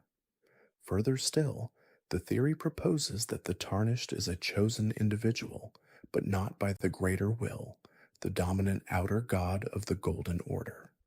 Instead, they are chosen by a different, hidden power, an entity operating outside the established cosmic hierarchy. This alternative patron could be anything from a rebellious outer god seeking to overthrow the Greater Will, to a primordial force predating the current order, or even a collective consciousness of ancient spirits. This hidden power would have its own agenda, distinct from the Greater Will's desire for a unified Golden Order. It might seek to restore an older forgotten age, to introduce a new cosmic principle, or simply to disrupt the existing balance of power. The Tarnished in this scenario becomes a pawn in a much larger unseen cosmic game. Their journey to become Elden Lord would not be a fulfillment of the Greater Will's prophecy, but a subversion of it, a means to an end for a different divine entity. This would explain why the Greater Will's emissaries, the Two Fingers, seem to guide the Tarnished, yet their ultimate destiny can diverge significantly from the Golden Order's path, leading to multiple endings that contradict the Greater Will's presumed desires. The Tarnished's ability to choose different paths, to embrace the Frenzied Flame or the Age of Stars, suggests a freedom of choice that might be granted or even encouraged by this hidden patron, allowing them to act as a disruptive force within the established cosmic order. One of the most defining characteristics of the Tarnished, and a consistent source of speculation, is their profound lack of memory. This isn't merely a convenient plot device, but a deliberate narrative choice designed to allow for multiple interpretations of their past. By stripping the Tarnished of their history, the game invites the player to project their own narratives onto the character. Are they a disgraced knight seeking redemption? A lost royal reclaiming their birthright? A forgotten warrior returning to a changed world? The absence of a fixed backstory allows for a universal appeal, making the Tarnished a customizable avatar for the player's own journey of discovery. This narrative blank slate also serves a deeper thematic purpose. It highlights the transient nature of memory, the way history can be forgotten or rewritten, and the importance of forging one's own path in a world steeped in ancient lore. The Tarnished's amnesia forces them to confront the present, to learn about the lands between through direct experience, rather than relying on preconceived notions or inherited biases. It makes their journey of discovery a shared experience with the player, as both unravel the mysteries of this shattered world together. This deliberate obfuscation of the past also subtly reinforces the idea that the Tarnished's true identity is not found in what they were, but in what they become through their actions and choices in the present. The Tarnished's return to the lands between is not a random event. It coincides precisely with the shattering of the Elden Ring and the subsequent war among the demigods for its shards. This timing is crucial, suggesting a deliberate orchestration, a convergence of fate and cosmic intervention. The Elden Ring, the very embodiment of the Golden Order's fundamental principles, was fractured by Marika, the Eternal Queen, in an act of rebellion or despair. This cataclysmic event plunged the lands between into chaos as her demigod children, each imbued with a fragment of the shattered ring, descended into a brutal war for power and dominance.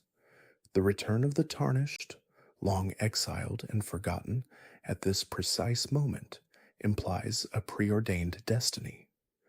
They are not merely an opportunistic adventurer, but a fated catalyst, a necessary element in the cosmic equation. Their arrival is a direct response to the fracturing of the Elden Ring, a desperate measure by some unseen force to restore order, or perhaps to usher in a new era. The lands between, scarred by war and corruption, are ripe for a new Elden Lord, and the Tarnished, with their unique resilience and lack of allegiance to any single demigod faction, are the ideal candidate for this monumental task. Their presence is a beacon of hope, or a harbinger of further change, depending on one's perspective, in a world teetering on the brink of utter collapse. Upon their return, the Tarnished are immediately guided by the Two Fingers, emissaries of the Greater Will, the outer god that established the Golden Order. These grotesque, so ancient digits, housed within the Round Table Hold and other sacred sites, serve as oracles and advisors, communicating the Greater Will's desires through their maiden Enya. Their primary directive to the Tarnished is clear: become the Elden Lord. This mandate establishes the initial goal of the Tarnished's journey, aligning it with the Greater Will's presumed desire to restore the Golden Order and mend the shattered Elden Ring. The Two Fingers represent the established religious authority, the voice of the dominant cosmic power in the lands between. They provide guidance, offer cryptic prophecies, and bestow blessings, attempting to steer the Tarnished along the path deemed righteous by the Greater Will. However, their guidance is not absolute, nor is it always transparent. The Tarnished often encounters conflicting information, alternative paths, and even direct opposition from other factions and outer gods, suggesting that the greater will's influence, while significant, is not all encompassing. The Two Fingers' role is to provide a framework, a starting point for the Tarnished's quest, but the ultimate choices and the true nature of their destiny remain firmly in the Tarnished's hands. Their presence highlights the ongoing cosmic struggle for dominance, with the greater will attempting to reassert its control through its chosen champion. The Tarnished's journey inevitably involves confronting the demigods, the powerful children of Marika, who each hold fragments of the Elden Ring, known as Great Runes. These demigods, born of divine lineage, represent the fractured remnants of the Golden Order's power. Each has carved out their own domain, ruling over their territories with varying degrees of tyranny, madness, or despair. Radon, the Star Scourge, a warrior of immense power, holds a great rune and wages eternal war against the stars. Rennala, Queen of the Full Moon, a sorceress of unparalleled intellect, guards her great rune within the Raya Lucarian Academy. Morgott, the Omen King, a tragic figure, defends Lindell, the royal capital, and his own great rune with fierce loyalty. Rykard, Lord of Blasphemy, a grotesque serpent god, has embraced a forbidden path with his great rune. Millennia, Blade of Miquella, the undefeated goddess of rot, holds a great rune and slumbers in her scarlet-infested domain. Mog, Lord of Blood, a vile demigod, seeks to establish a new dynasty with his great rune. Each encounter with these demigods is a monumental challenge, a test of the Tarnished's strength, skill, and resolve. Defeating them is not merely about combat. It's about understanding their motivations, their tragic backstories, and the profound impact of the shattering on their very beings. The acquisition of their great runes is a crucial step towards mending the Elden Ring, as these fragments hold the key to restoring its power and reforming its fundamental principles. These confrontations are the heart of the Tarnished's quest, defining their path and shaping their destiny as they navigate the complex web of family feuds and cosmic ambitions.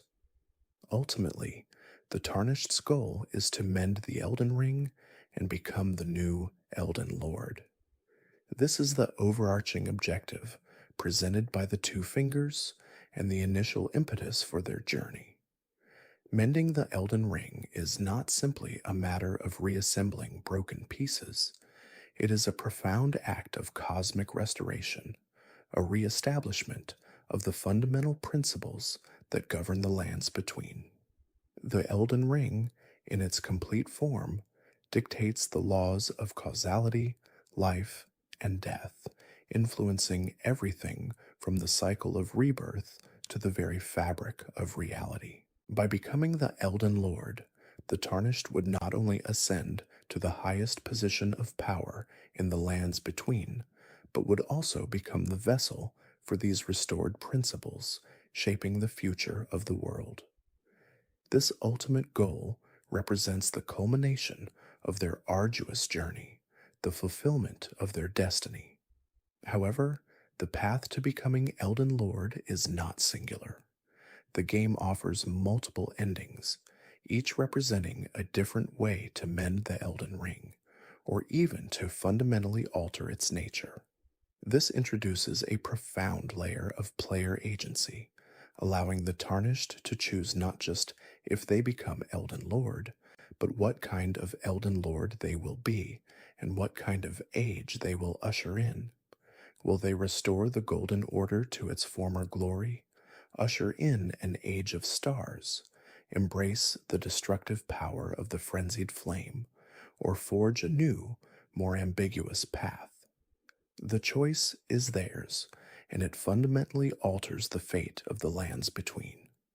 Despite the clear objectives and the various theories surrounding their origin, the true identity and motivations of the Tarnished remain shrouded in mystery, open to interpretation. This deliberate ambiguity is a core design philosophy of Elden Ring, allowing for a rich and diverse player experience. The game provides tantalizing fragments of lore, suggestive clues, and conflicting narratives, but never offers a definitive answer to who the Tarnished truly are. This encourages players to engage deeply with the world, to form their own theories, and to project their own understanding onto the character. Are they a hero driven by noble intentions, a reluctant pawn in a cosmic game, or a ruthless opportunist seeking power? The answer lies not in a pre written backstory, but in the choices the player makes, the alliances they forge, and the endings they pursue. This open ended approach ensures that the Tarnished transcends a simple character archetype, becoming a vessel for countless individual narratives.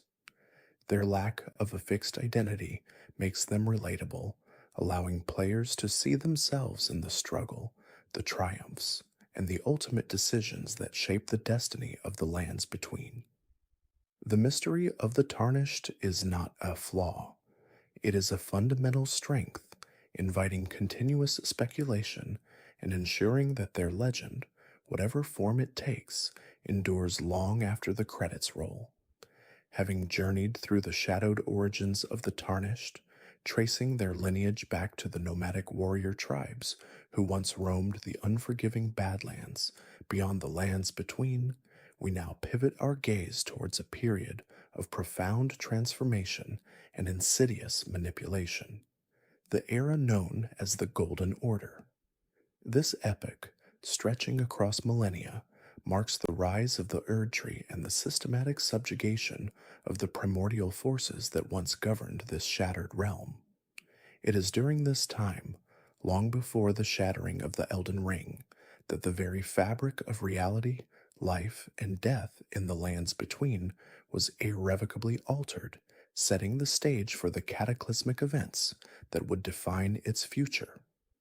Before the golden boughs of the Erd Tree cast their long shadows across the lands between, before even the great tree, its ancient progenitor, took root, there existed a force of untamed, raw vitality known as the Crucible of Life. Imagine, if you will, a primordial soup, a swirling maelstrom of diverse forms and nascent energies, where all life originated. This was not a singular entity, but rather a state of being, a chaotic yet fertile ground from which all creatures, from the lowliest worm to the mightiest dragon, drew their essence. The Crucible embodied a boundless, unspecialized potential, a wild and vibrant tapestry woven from the very stuff of existence. Its power was decentralized, flowing through countless forms, manifesting in the multi-limbed, horned, and winged aspects seen in the Crucible Knights, a testament to the myriad possibilities inherent in this primal source. These Crucible aspects, often seen as a blending of animalistic traits, were not deviations, but rather direct expressions of this early, undifferentiated life. They represented a time when the distinctions between species were less rigid, when the very concept of form was fluid and ever-changing. This was a world teeming with a raw, untamed magic, a natural order driven by instinct and the relentless surge of life itself. The Crucible's influence was pervasive, shaping the very landscape and the creatures that inhabited it, a testament to a time before external dominion. From this fertile chaos, a significant arboreal entity emerged, the Great Tree. While not yet the Erd Tree as we know it, this colossal plant was a precursor, a monumental organism whose roots delved deep into the earth and whose branches stretched towards the heavens. It is highly probable, given its eventual successor's nature, that the Great Tree began a parasitic relationship with the Crucible from its very inception. Rather than being a product of the Crucible's spontaneous generation, the Great Tree likely drew sustenance from this primordial soup, absorbing its raw vitality, its diverse energies, and its unspecialized life force. This was not a symbiotic relationship, but one of gradual consumption, a subtle siphoning of power that began to centralize the Crucible's diffuse energy. The great tree, in its sheer scale, would have exerted a gravitational pull on the ambient life force, drawing it inwards, consolidating it within its massive trunk and extensive root system. This early stage hints at a fundamental imbalance, a slow but steady shift from a decentralized, chaotic vitality to a more structured yet ultimately draining form of life. The great tree, in essence, became a grand, living conduit, funneling the crucible's power for its own growth, a silent harbinger of the Erd tree's future dominance. The true turning point, however, arrived with the descent of the Greater Will's envoy, the Elden Beast. This cosmic entity, a living star, a being of pure golden light and cosmic power, was dispatched by the Greater Will, an outer god, to establish its dominion over the lands between. Its arrival was not a gentle unfolding, but a cataclysmic event, a celestial intervention that fundamentally reshaped the world. The Elden Beast, as the living embodiment of the Golden Order itself, was the physical manifestation of the Greater Will's influence, its will made flesh, or rather made light and form. Upon its arrival, it did not merely observe, it acted decisively, establishing the Erd tree as its central symbol and, crucially, as its primary power source. The Elden Beast, in essence, became the heart of the Erd tree, infusing it with the very essence of the Golden Order. This was not a natural evolution, but a deliberate imposition, a cosmic engineering project designed to channel and control the spiritual and physical energies of the lands between. The Erd tree, under the Elden Beast's influence, transformed from a mere large tree into a divine conduit, a monumental anchor for the Greater Will's power. It became the focal point of a new cosmic order, a beacon of golden light that would cast its influence over every aspect of existence in this realm. With the Elden Beast firmly established and the Erd tree consecrated as its physical manifestation, a profound and destructive process began. The Erd tree started to absorb the life force of the Crucible. This was not a sudden, violent act, but a gradual, insidious siphoning, a slow draining of the primordial soup's boundless energy. Imagine the Erd tree's roots, now supernaturally empowered, delving deeper and wider than ever before, acting like colossal straws, drawing up the very essence of life from the earth. This absorption had a devastating consequence. It gradually diminished the Crucible's diverse forms. The wild, multi-limbed and horned aspects, once common and celebrated, became rarer, their vitality slowly being rerouted into the Erd tree. This process centralized power, consolidating the diffuse chaotic energy of the Crucible into a single, monumental entity. The Erd tree became a bottleneck, a singular point through which all life force was meant to flow, effectively subjugating the vibrant, decentralized nature of the Crucible. The once limitless potential of the Crucible was being funneled, refined, and ultimately controlled by the Golden Order, transforming a natural organic process into a managed hierarchical system. To solidify this new order and maintain its control, the Golden Order actively suppressed and demonized the Crucible's aspects. What was once seen as a natural expression of life's diversity was now labeled as heretical or primitive. The multi-limbed forms, the horns, The wings, once revered as signs of potent vitality, were now viewed as monstrous aberrations, relics of a bygone era that needed to be purged. This was a deliberate campaign of ideological warfare, a systematic re-education designed to erase the memory and legitimacy of the Crucible. The Golden Order, through its teachings and its institutions, actively portrayed the Crucible's natural diversity as a flaw, a sign of chaos and impurity, in stark contrast to the perceived perfection and order of the Erd Tree. This suppression wasn't just about physical elimination, it was about shaping perception, controlling the narrative, and instilling a fear of anything that deviated from the Erd Tree's golden standard. The Crucible Knights, once proud warriors embodying these primordial traits, found themselves on the wrong side of history, their very existence a challenge to the new dogma. This demonization was crucial for the Golden Order's consolidation of power, as it removed any legitimate alternative to its singular authority, ensuring that the Erd Tree remained the undisputed source of all blessings and power. As the Erd Tree continued its relentless growth, its roots grew deep, far deeper than any natural tree could ever reach. These colossal roots, imbued with the power of the Elden Beast, began to penetrate the very crust of the lands between, reaching into subterranean realms previously untouched or unknown. This deep penetration suggests a connection to something ancient and powerful beneath the surface.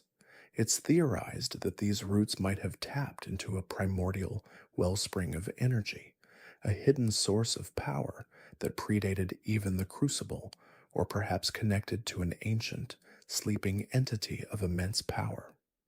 This subterranean network of roots could be seen as an extension of the Erd Tree's parasitic nature, not just drawing from the Crucible above, but also from the very foundational energies of the world below. This deep connection implies a complex hidden infrastructure that sustains the Erd Tree's immense power, suggesting that its golden glow is not solely derived from the greater will, but also from the systematic exploitation of the inherent energies of the lands between itself.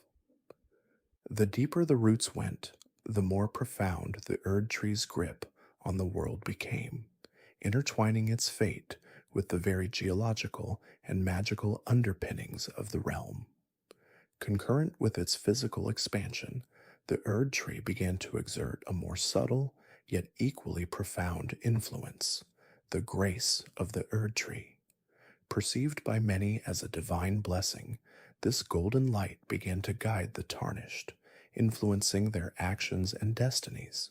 Grace was not just a visual phenomenon, it was a spiritual tether, a subtle compulsion, a whisper in the mind that directed the tarnished towards specific goals.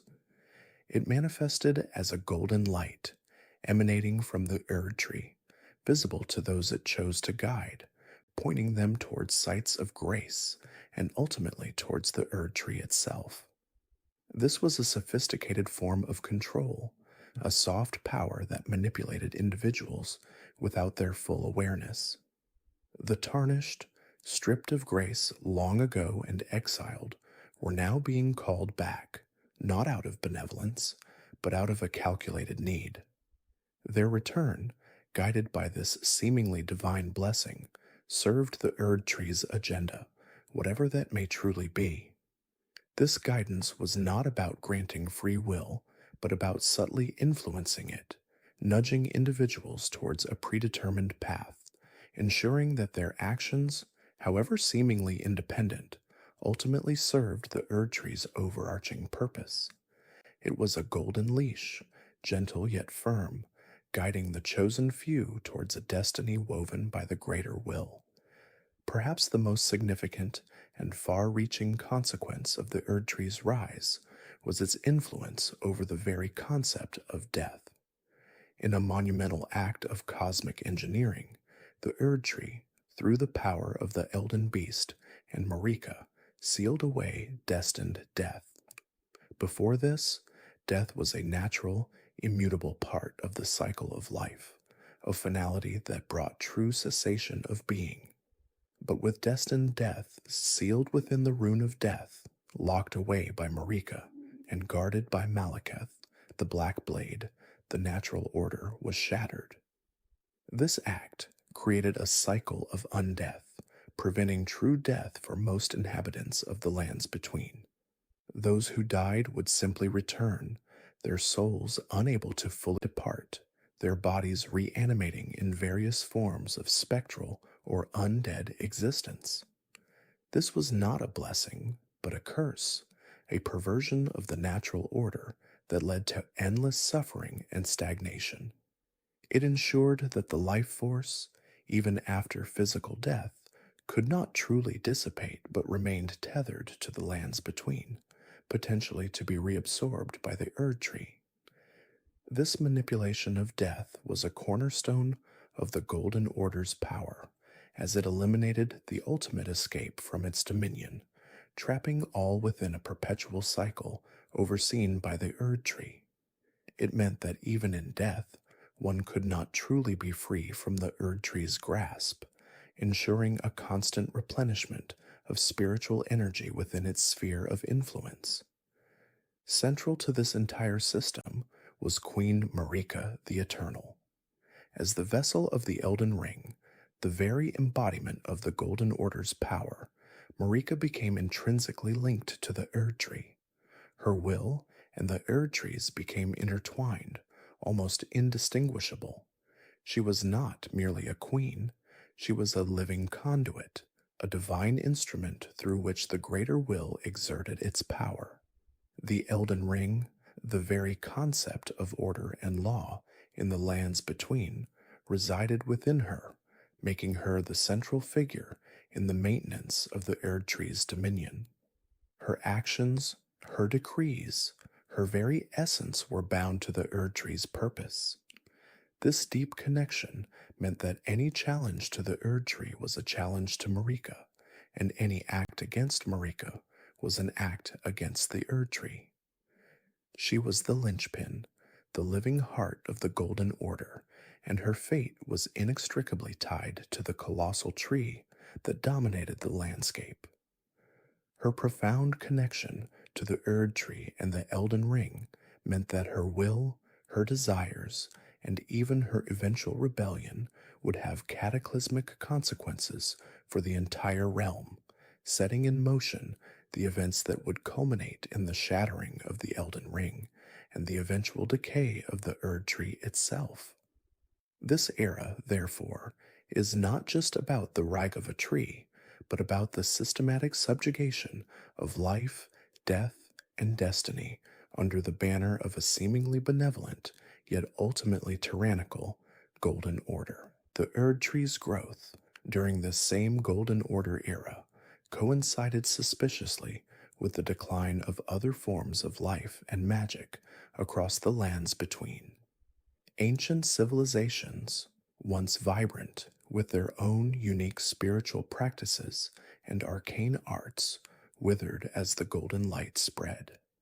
We see the crumbling ruins of the eternal cities, once bastions of Noxian sorcery, now buried deep beneath the earth, their inhabitants driven underground or transformed into grotesque mockeries of their former selves. The power of Crucible knights, who once wielded a more primordial form of life energy, waned as the Golden Order's incantations became paramount. This wasn't merely a natural evolution of power dynamics, but rather a systematic suppression, suggesting a monopolization of vital energy by the Erd Tree itself. It absorbed, it consumed, it replaced. The very essence of life, once diverse and multifaceted, was increasingly channeled through this singular, colossal entity. This raises a chilling question. Was the Erd Tree a benevolent provider, or a parasitic organism, slowly draining the world of its inherent vitality to fuel its own endless expansion? This pervasive influence extended even to the guidance offered to the tarnished, those exiled from the lands between and later recalled by grace. The grace guiding tarnished, that ethereal golden light emanating from the Erd tree, could be interpreted not as a true beacon of liberation, but as a sophisticated mechanism to direct them towards maintaining or restoring the golden order. Think about it. Every major objective given to the tarnished, every shard bearer they are compelled to defeat, ultimately serves to consolidate power under the Erd tree's dominion. Even when you, the player, are tasked with becoming Elden Lord, you are essentially reinstating the Golden Order, albeit potentially with some modifications. The path of the tarnished is laid out, not by free will, but by the subtle, insistent whispers of grace, always pointing towards the established order. This isn't a quest for true freedom, but a carefully orchestrated journey within the confines of a predetermined system. The very concept of destined death being sealed away, a cornerstone of Marika's reign, further reinforces this idea of a controlled existence, where even the ultimate end of life is dictated by the Erd tree's will. The tarnished, therefore, become unwitting agents of an agenda far older and more complex than they could possibly comprehend, their heroism merely a tool in the Erd tree's grand design. The Erd tree's immense size and seemingly endless energy, capable of sustaining an entire ecosystem and fueling powerful magic for centuries, naturally raise profound questions about its true source of sustenance. It is not merely a tree, it is a cosmic anomaly. What truly feeds such an impossibly vast entity? The common explanation, that it draws power from the Elden Ring itself, only pushes the question further back. What powers the Elden Ring? This hints at something far beyond the superficial explanations provided by the Golden Order. Some theories posit that the Erd tree is not simply a product of the lands between, but an extraterrestrial entity, a seed from an outer god that landed and took root, slowly transforming the world to suit its own alien needs.